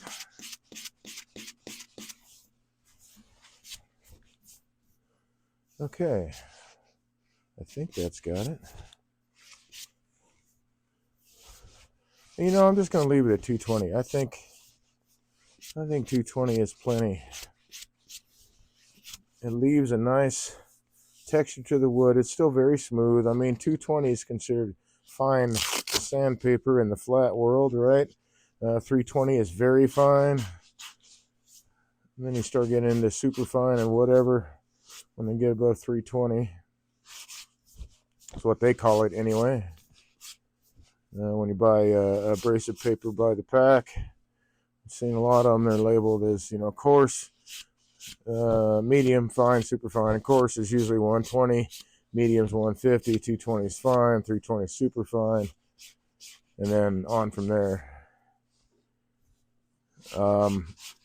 But I think the feel that you get from 220 is very, very nice. It's not too smooth where you're feeling like, I don't know, you're holding glass or plastic and you're afraid you're going to drop it. It's got a nice feel to it. And most, I don't know, man, most fine furniture stuff, I mean, that's what they pretty much sand to is 220. I like the feel. I don't think that I need to go too much above that. It depends on the material, but I usually don't go that much above it. Okay, so clearly I've got this split here. So let's get this back between centers now that I've got that turned between the original centers there. Multi-axis turning. So I'm wondering, let's see. How much of this do I actually have for a box if I'm not using this piece here? And that's 4 inches. That's not a bad box, man, for it being, what is it, 3 1/4? It's actually more than that. 3 1/2. It did make it to 3 1/2, I guess. Let's go corner to corner. Yeah, it did. All right. So my calculations were correct in the original. So the question is, do I work on filling this? Let's see if we got any more here going on. Got a little bit there. That can turn away. A little bit there. That can turn away. This will be the outside of the lid. This is what I got to be concerned with. So what I can do, well, there's a couple things I can do. I can just turn it away and leave myself, what was that? Well, I could leave myself 4 inches, basically make a 4-inch tall box, or I could have one a little bit taller by working in here. I have to remember that's a split. I can glue it together, but I don't think I'm gonna. I think I'm gonna turn that away. It's gonna change the dynamic of these secondary bevels, but that's okay.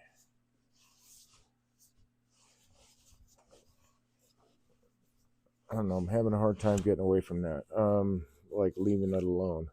I'm hoping, and it should be, but it doesn't necessarily mean that it is, that this split doesn't go all the way straight down and come straight out, that it's more of an angle going this way because it narrows. So I'm hoping. So let me think a little bit longer on this. If I use a different color,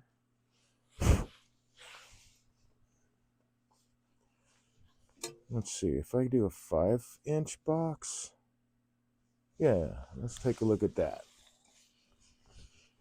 So if I do a 5-inch box, it's essentially there. I don't have anywhere near as much to fill in. And it will be a lot easier. Actually, all right, I'm going to go grab the Thin CA and the accelerant. I also, I just reminded myself in my head, back of my head, said, oh, by the way, don't forget you got to hollow this dude. But I might be able to do most of that with Forstner bits, maybe. What is this diameter? That's going to be the lid. That doesn't matter. What is this diameter? So that is 3 inches. I do not have a Forstner bit that big, so I'll have to hollow out some of it by hand, which is okay. But how deep do I want to go with that? Well, if this is the entire box, then I will only have to go that deep. Yeah, we'll do that. All right, cool. So with stuff like this, where it looks like it's narrowing down and it appears that it's coming out at an angle, what I will do is I will actually sand around that, sand right over that. And get some paper towel here. And it pushes sawdust into that crack. And then I'll take a little bit of CA glue, maybe. Nope, that's plugged up the hole there. Let's unplug that hole.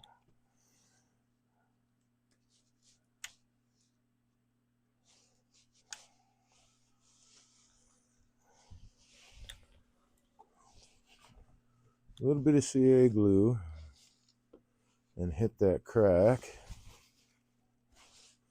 And then I'll sand over that. And not only does it remove the glue stain from the outside, it packs even more into that crack. And I might do this 2 or 3 times. Just take the excess off.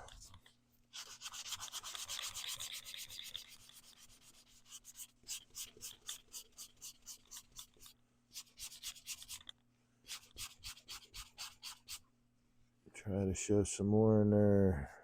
I think I'll do it one more time. And then I'll hit it with the accelerant.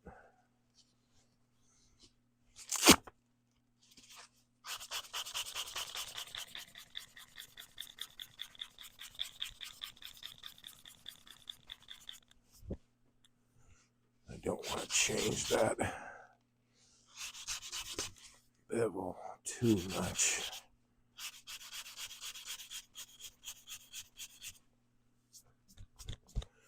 All right, so that crack should be fairly well filled in. And I do believe that any glue stain that was on the outside is gone. So that means any finish that I put on there will actually get into the wood. So we'll let that sit for a sec. I'll put these inside so they don't get too cold. Oh my goodness.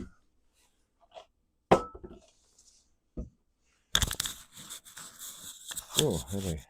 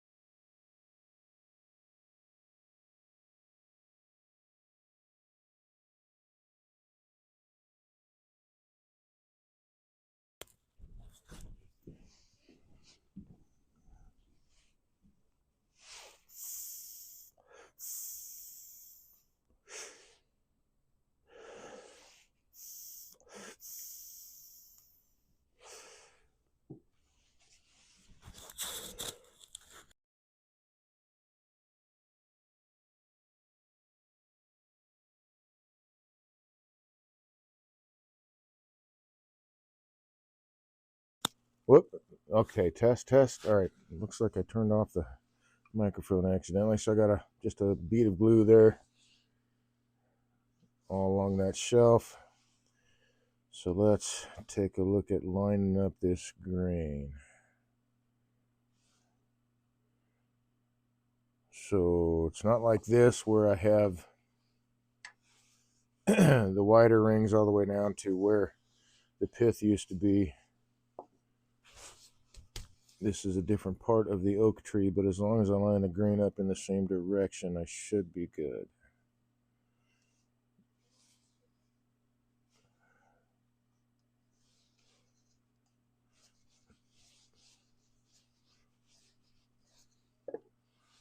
Nope, let's get a heavier handle.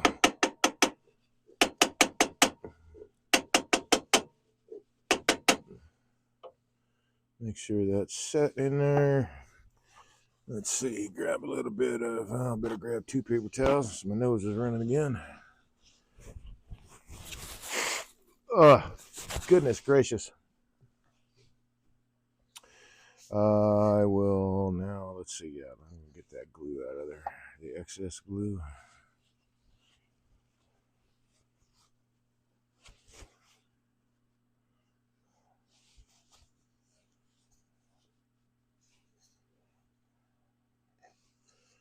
And then I will finish hollowing this.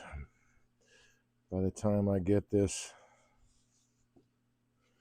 glue out of here and the piece remounted, it should be enough of a tack holding this together that hollowing it out won't, finishing the hollowing won't mess it up.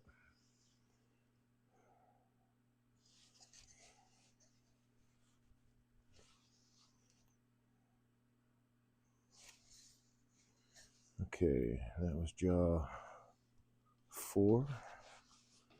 So put it back on the mark I made.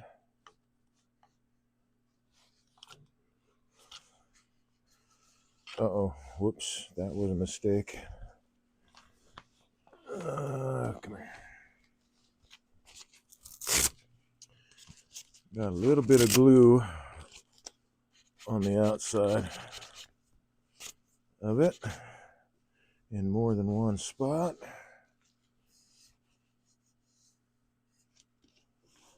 Oh, right there.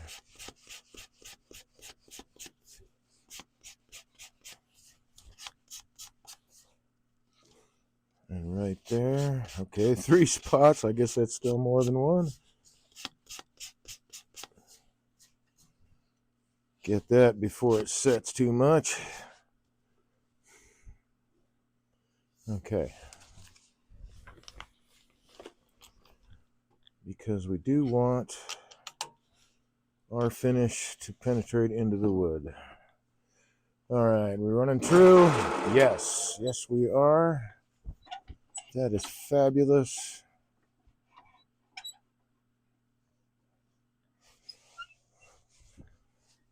Let's move these aside. I don't need them right away, so I'll put them in the drawer. Let's see, let's grab the spindle gouge, but let's make it the 1/2 inch.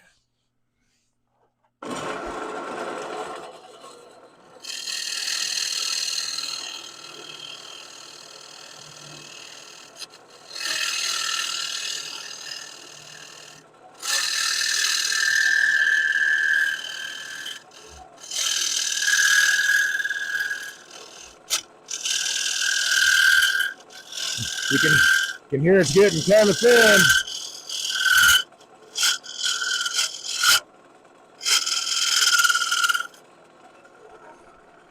All right.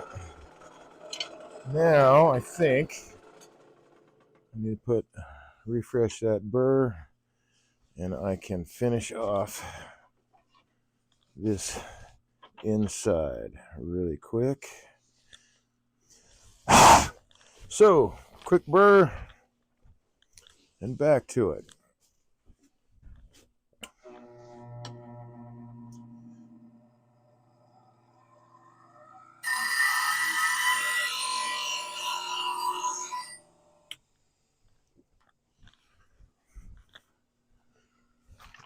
I have, may not be obvious, I have one side of my grinder set up just for negative rake scrapers right now.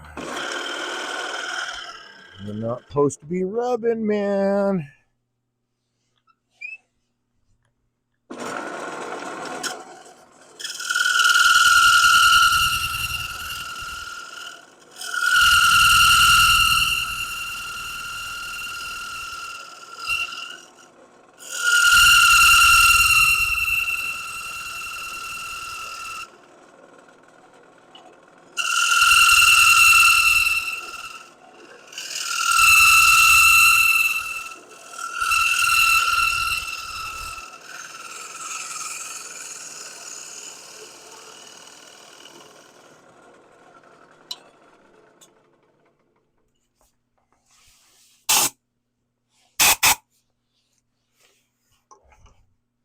Oh yeah, that's a nice looking joint right there.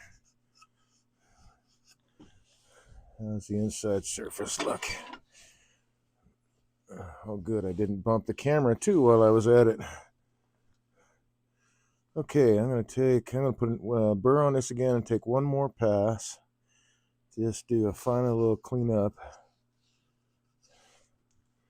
And then the box itself is done, and I'm moving on to the lid. How far am I from the center? Okay, good. Get that glue off the tool. Hey, bonus. The grinder hasn't gotten all the way down to a stop yet, so it'll start faster.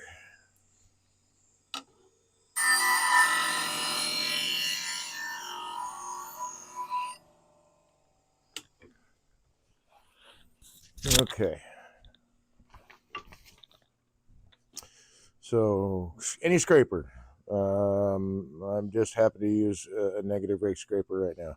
But any scraper where you make contact with the material, you want less than 90 degrees. 90 degrees or more, you start getting into it wants to dig in and try to catch. So negative rake scrapers make it a little bit easier to follow that rule, because you can actually set the where you're cutting right at that bevel right there. That bevel, since it is pointed down, even if you hold the tool level, it will be less than 90 degrees. Even with that, though, I still like to raise my tool rest a little bit, so I have to raise my handle to get that down to center line. That means I'm more it's a higher possibility that I'm getting just burr action on that. I really want to take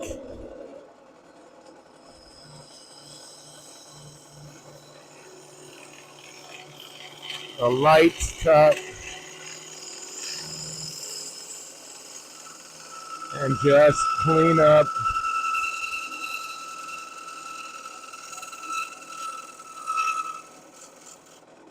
the inside there and chamfer that edge while I'm at it.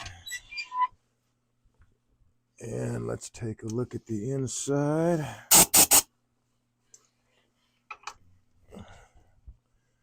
Just want to clean that up is all.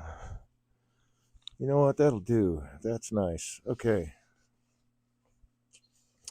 So that's my box body.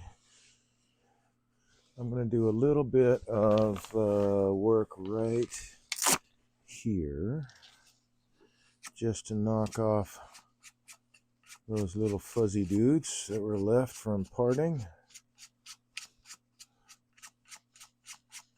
I don't want to change the right angle of the shoulder. I just want to cut those off.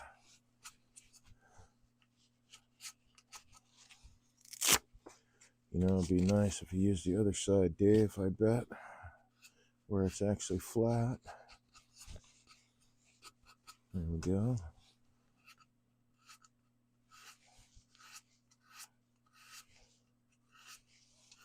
And I'm not doing this under power because I want more control than what I think I will get with this spinning around. I just want to be able to touch a couple of spots, and the potential for changing that shoulder, I think, is pretty high. I'm also going to try to burn that line, but that's a nice height for a tenon for the lid. So I'm taking this guy off. I'm gonna do the lid next to fit on there. Oh, I can't burn that line. I can't carve it either. So never mind. I think, okay, since I'm done here, I'm going to finish this guy. Then, since I can't do that, it's not a round piece. It would be easier if it was round to be able to burn a line, but it's no longer round, so that won't work. So yeah, nice joint right there. Very, very good. Now I can reverse this guy. I could use a jam chuck too if I wanted to.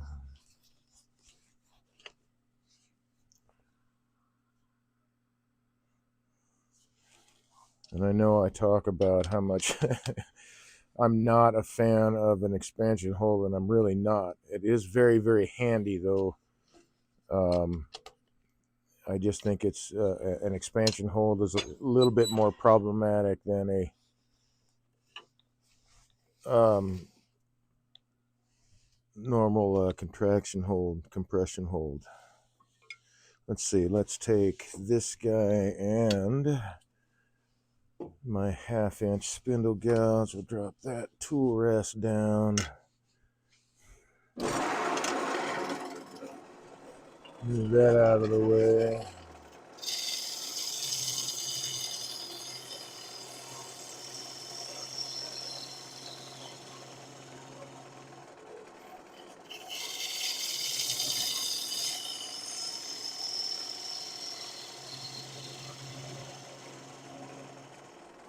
So what I'm doing here, and I'm getting pretty much it's a fairly flat cut. I'm raising the handle at the same time that I'm tracking it and pushing the tool across the wood.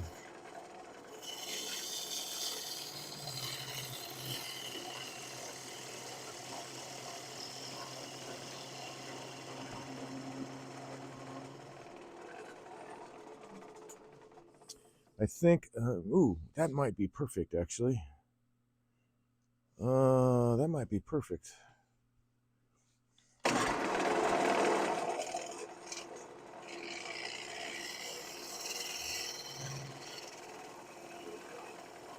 So that will be my foot.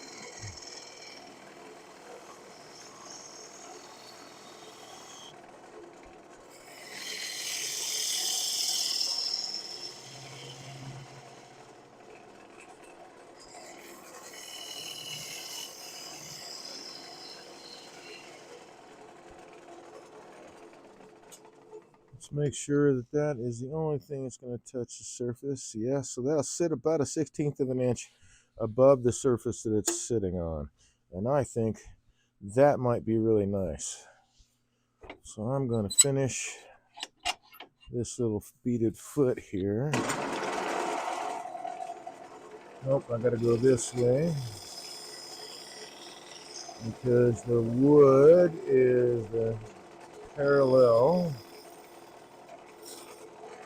with the ways.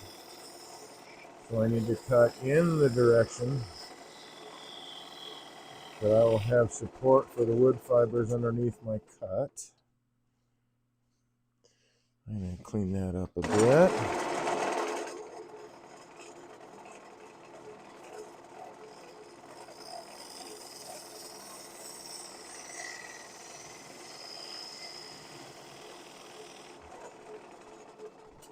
It should be clean now. That's a clean surface. That's pretty clean, although I think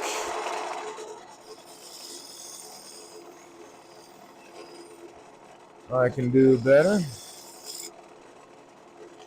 No, I wasn't supposed to do that.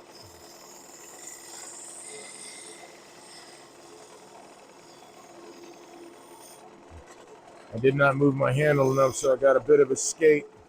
on that surface I just cleaned up, and I had to hit it. It was a minor skate, thankfully, but I still had to hit it again.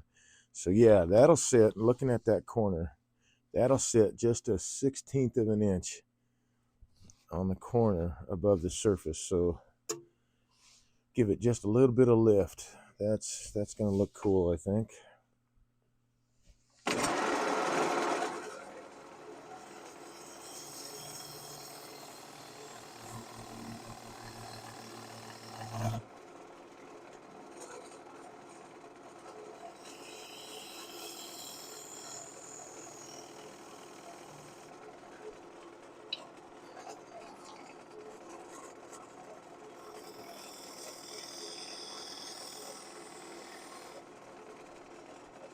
Okay, clean that up.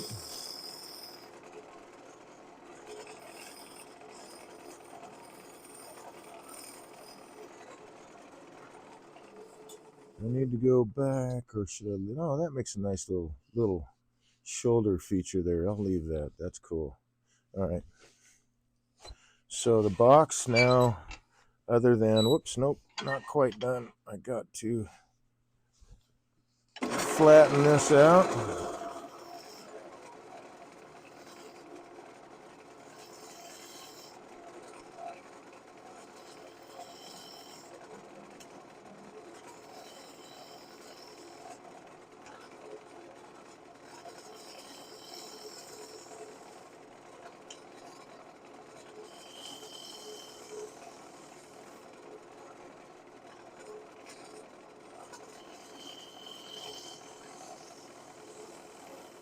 Getting some really nice fine shavings.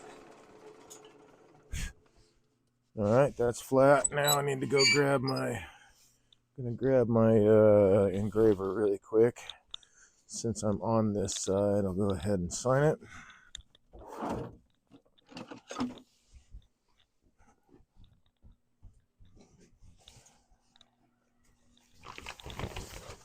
And since that's a really nice scraped surface, well, I'll still hit it with abrasive, but at least it's not going to be really fast. All right, let's unplug this guy to plug this guy in.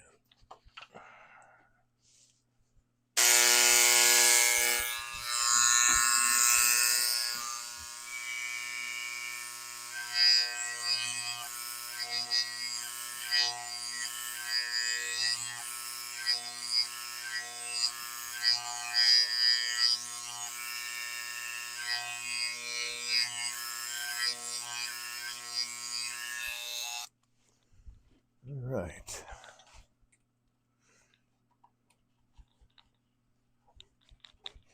There we go. Put this away.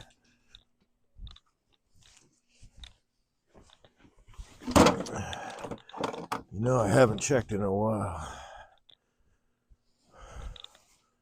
Wonder if we have any new folks in check. What's this? Tishi Schmo, hey, we blew it. Hope you aren't freezing your nooglies. Yes, I am. Welcome. So that makes what? Only 2 in chat right now. All right. Well, I was gonna ask, but that's okay. We've only got 2 people tonight. Not a problem. Yes, it is mighty cold. Matter of fact, I think I'm at the point where, well, I know I'm at the point where I kind of don't feel my toes right now.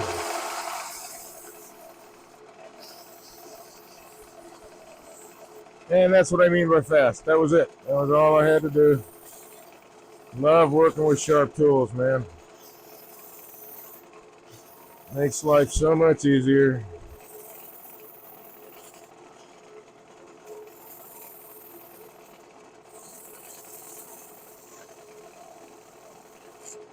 Sharpening is another thing turners should really get good at. I mean, pay attention. Get your repeatable grinds, whatever it is you got to do. I use a Wolverine jig right now but I want to learn how to do all this stuff freehand. I intended to take some classes from Jack Vessery on it. I know there's several people, Stuart Batty, I'm just throwing names out there. But one of the first things that I learned and wanted to make sure I had down was repeatable bevels, edges, all that stuff. And so I've got a Wolverine jig, and that's what I've been using for, well, I guess it's almost 10 years now. Well, I've been turning for 10 years. I had a Wolverine jig, so 7 or 8 years, I guess. So, and that's a nice size box, man. All right, groovy. So now I've got that. And that sits, just above. I don't know if you can see that. No, you can't. I had. Well, that'll do. So set this at an angle and set this up there. So it just floats just above the surface. So as it sits, you can't see that foot, but it looks like it's floating. I think that's just such a neat way to do things, man. Kind of lift it off the surface, give it a little more presence, I guess, if you will. I just think it's cool. All right, let's get this lid happening.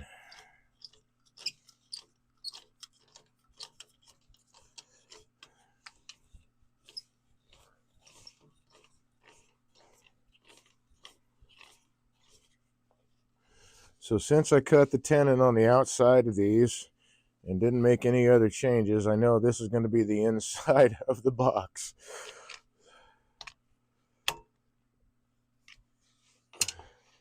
So I have it in the right orientation.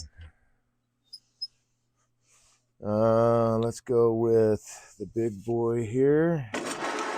And I still haven't changed. I just realized I still have not. I'm still turning at 400 RPM.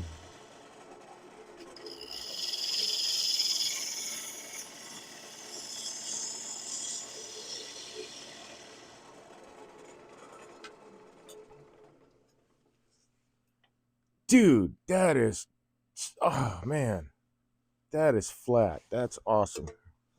All right. What was I going to start with here? Let's see. I'm going to start with, I didn't change these calipers any, so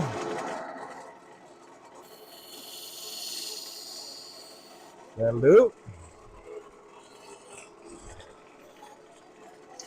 I'm going to move that box so I don't knock. Very nice box. Thank you. Oh, yeah.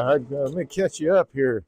It's a triangle box, right? But it's a spiral. And I wound up getting, which if you watch this broadcast later, I wound up getting an extra facet in between each of the corners. So it just looks really cool. Because I tapered it down a little bit. So it's a spiral tapered box. But I got these little extra facets, and it'll match mostly on the lid, since I had to take out about 3/16 of an inch or whatever to part it. But it just has that neat little feature. So thank you. All right. So since I'm right here,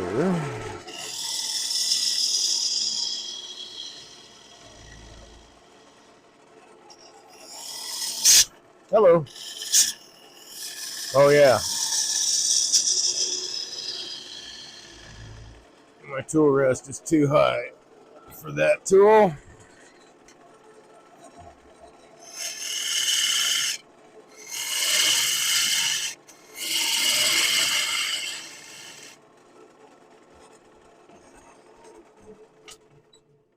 Get a little bit closer here.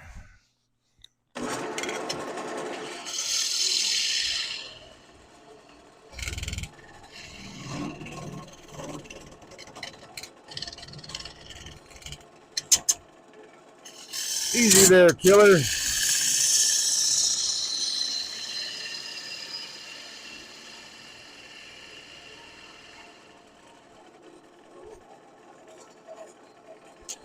I could definitely go deeper.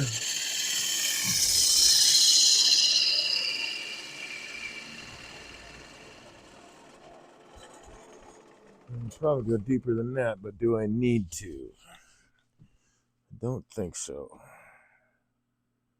I don't know. Let's see. I want to. Yeah, I do, because I've got. If I match the bottom thickness with the top thickness, so just about 3/8 of an inch, and I'm sitting at an inch here, more or less, 7/8. So we need to take that down. So I figure if I have the bottom thickness and the top thickness the same, it adds to its balance, right? And I don't know if I'm making this shit up or whatever, but it seems to work out really nicely, and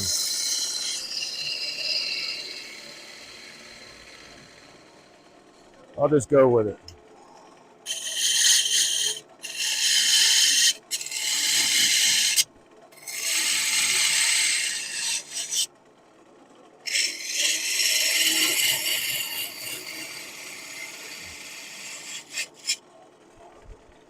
I probably shouldn't be hogging off as much as I am at 400 RPM, but yeah, it's working out.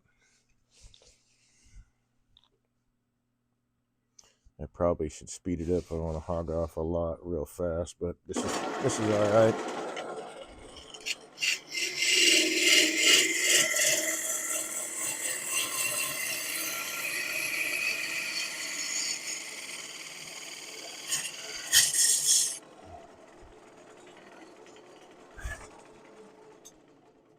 All right, so now's about the time where I want to look at it's not so important in the lid, because when you take the lid off with the onion ring being in the box, right, you're not going to see that maybe there's not a good joint between the lid and the box, so that doesn't matter so much. What really matters is wherever the onion ring is set. Like if this onion ring was actually set in the lid instead of the box, then I still want that joint to be clean. Because when you open it up and you expose that surface, then it becomes glaringly obvious if it's not. Let's see.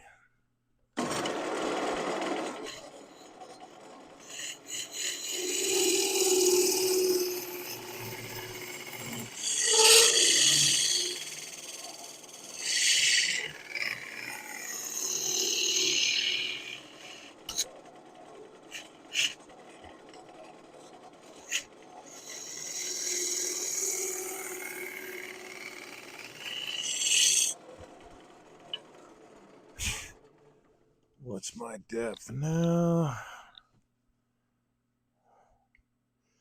I'm right about there, so we'll leave it at that. Where's my box tool? That's right, I put it away. I can get rid of the skew. I need to raise my tool rest, because even though it's a box tool, it's still a scraper.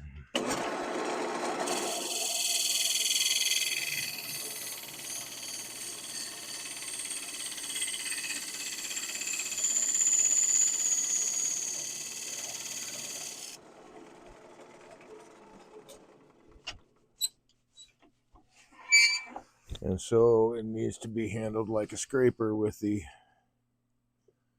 okay, cutting edge meeting the surface at less than 90 degrees.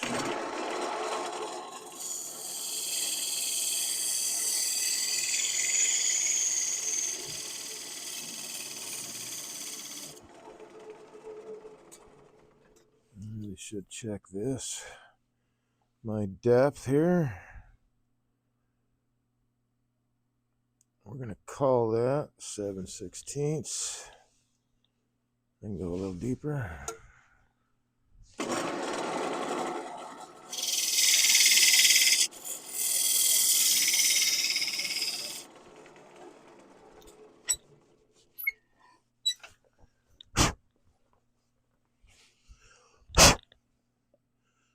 Actually, I think what I should do, I will get close, and then I'm going to take these inside. I'll finish turning the top of the lid. No, I won't. I won't be able. Can I do that? Thinkity, think. No, I won't. Well, if I leave a bead on the no. I'm going to get this to close, and then I'm going to take them inside and let them warm up and finish them either later or tomorrow. Because I know the thermal change is going to be there, and I want the fit. I run into this going between, inside where it's room temperature, well, whatever, 70 degrees ish. I'd say room temperature, but whatever the temperature is, the room is, that is room temperature. From 70, from negative, whatever the hell it is right now, to room temperature, there's going to be a thermal change, and I want these to fit together properly. So I can go a little bit more, I think. Yeah, I'm going to go a little bit more. And then I'm going to, and I should mark this while I'm here. Let's not forget that.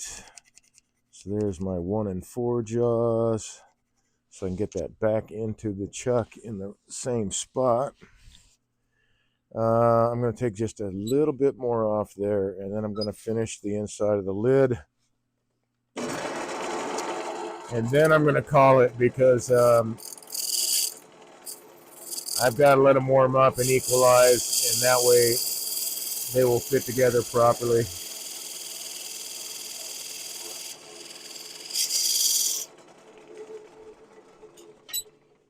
If I take too much off now and say this shrunk too much, okay, that's a really, really tight fit. If I drove that in, it might split this.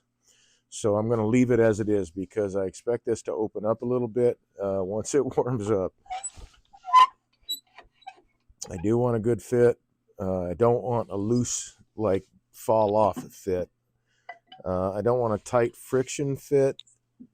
I just want it to have a grip on the lid, I guess would be the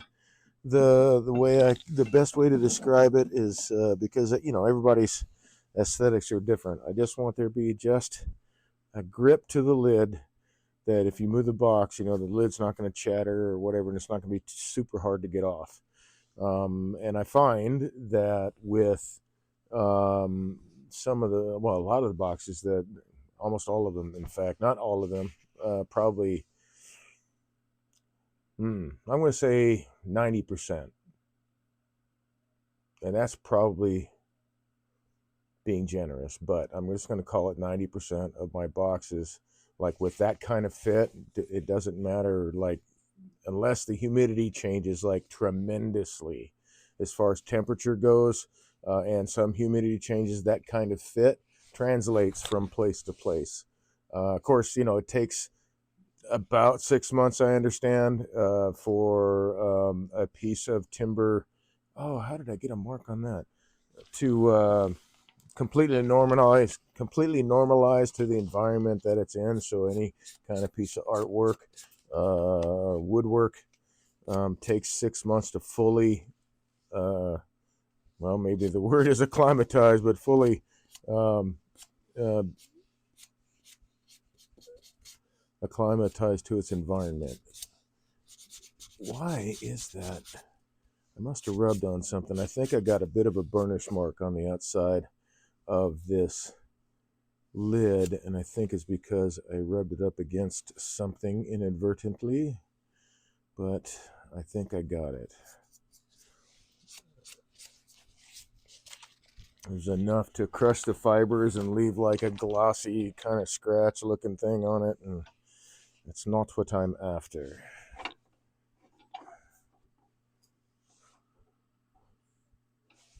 I think this might be, yes.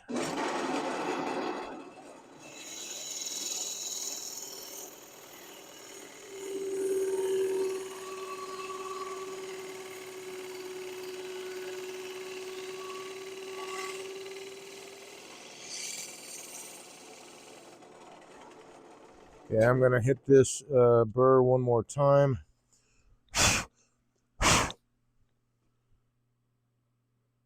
I mean, it looks good now, but I'm going to hit this burr one more time and just do a light cut on the inside of that lid. And then the lid will be, other than warming up and reversing it so that I can turn off the outside once the lid is fitted to the onion ring.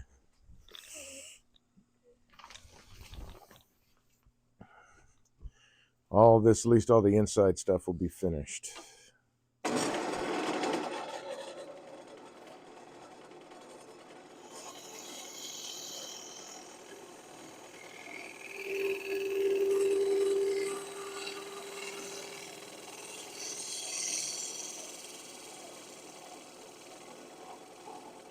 A nice curve, a little bit of a chamfer there. Oh, you know what? I should actually just lightly chamfer that corner where it goes over the, let's hit it again.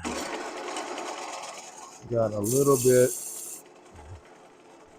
it seemed like I had a little bit of a lip right there from chamfering it not far enough. Oh, yeah. That there is a lovely surface. No sanding for that.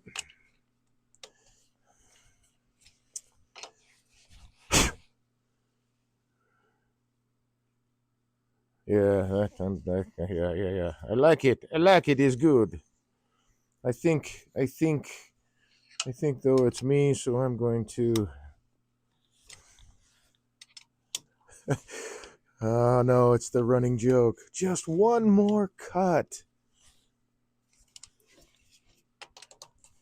I should have run my fingers a little bit of a nub there that I want to get rid of. Just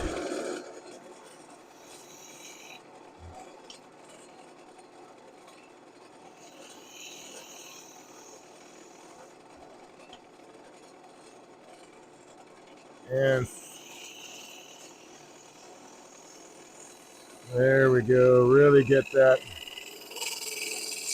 nice curve coming around. Just feel that. Okay, that's flat now. Really nice shavings coming off that scraper. All of that. All right, so that's the inside of the lid done. Let's line up the grain. I know it's not going to fit together perfectly yet, but let's line up the grain and see what that looks like. That's it right there, I think. Nope, I'm close though. Let's see. Is it that side? It's that side. So I'm trying not to push this on too tight, but you know, even here, here I've lost a little bit of it, but I knew that was going to happen because it's running at an angle. But everywhere else, the grain lines up. So we've got a spiral 3-corner box with an extra little fastener, which is really cool. And I will take this inside, let it warm up. I will finish it. Actually, I'll finish it tomorrow. I'll finish it tomorrow evening. So tune in tomorrow, and you can see the final finished dude. All right, so I'm going to take this inside right now. I'll be right back. Less to carry when I close down the broadcast. Oh man, that wood is so cold. Wow.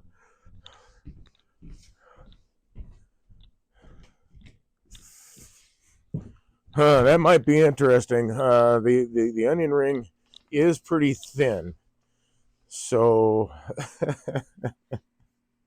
hopefully that's not going to wind up.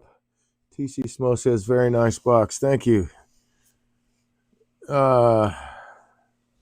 Hopefully that's not going to, expand in weird ways. I don't think it will because it's pretty thin. It is oak, and oak doesn't really like expand a whole lot. So hopefully the onion ring, everything in there will be fine. The black locust shouldn't really either. They should expand together. So hopefully that's not a problem. That's I just thought of that. I probably should have. I probably should have warmed those up too before I joined them. But hey, you win some, you lose some. We'll see what happens when everything's warmed up. All right, so even though it is, oh wow, no, it's 11:30. I'll be dogged. So I went a little bit over, but I will finish that box tomorrow night. My name again is Dave. I'm a woodturner. I started this channel to become a better teacher and a better demonstrator, and a better turner. I get more practice this way, but also when I'm teaching, when with the students, the things that I teach them or repeat gets repeated in my own head, so it gets cemented in there even more. So anyway, I do practice. I love to turn. Again, I started turning as therapy for PTSD, and man, it works. It works. This is one of my favorite places to be. The bee yard is another favorite place to be.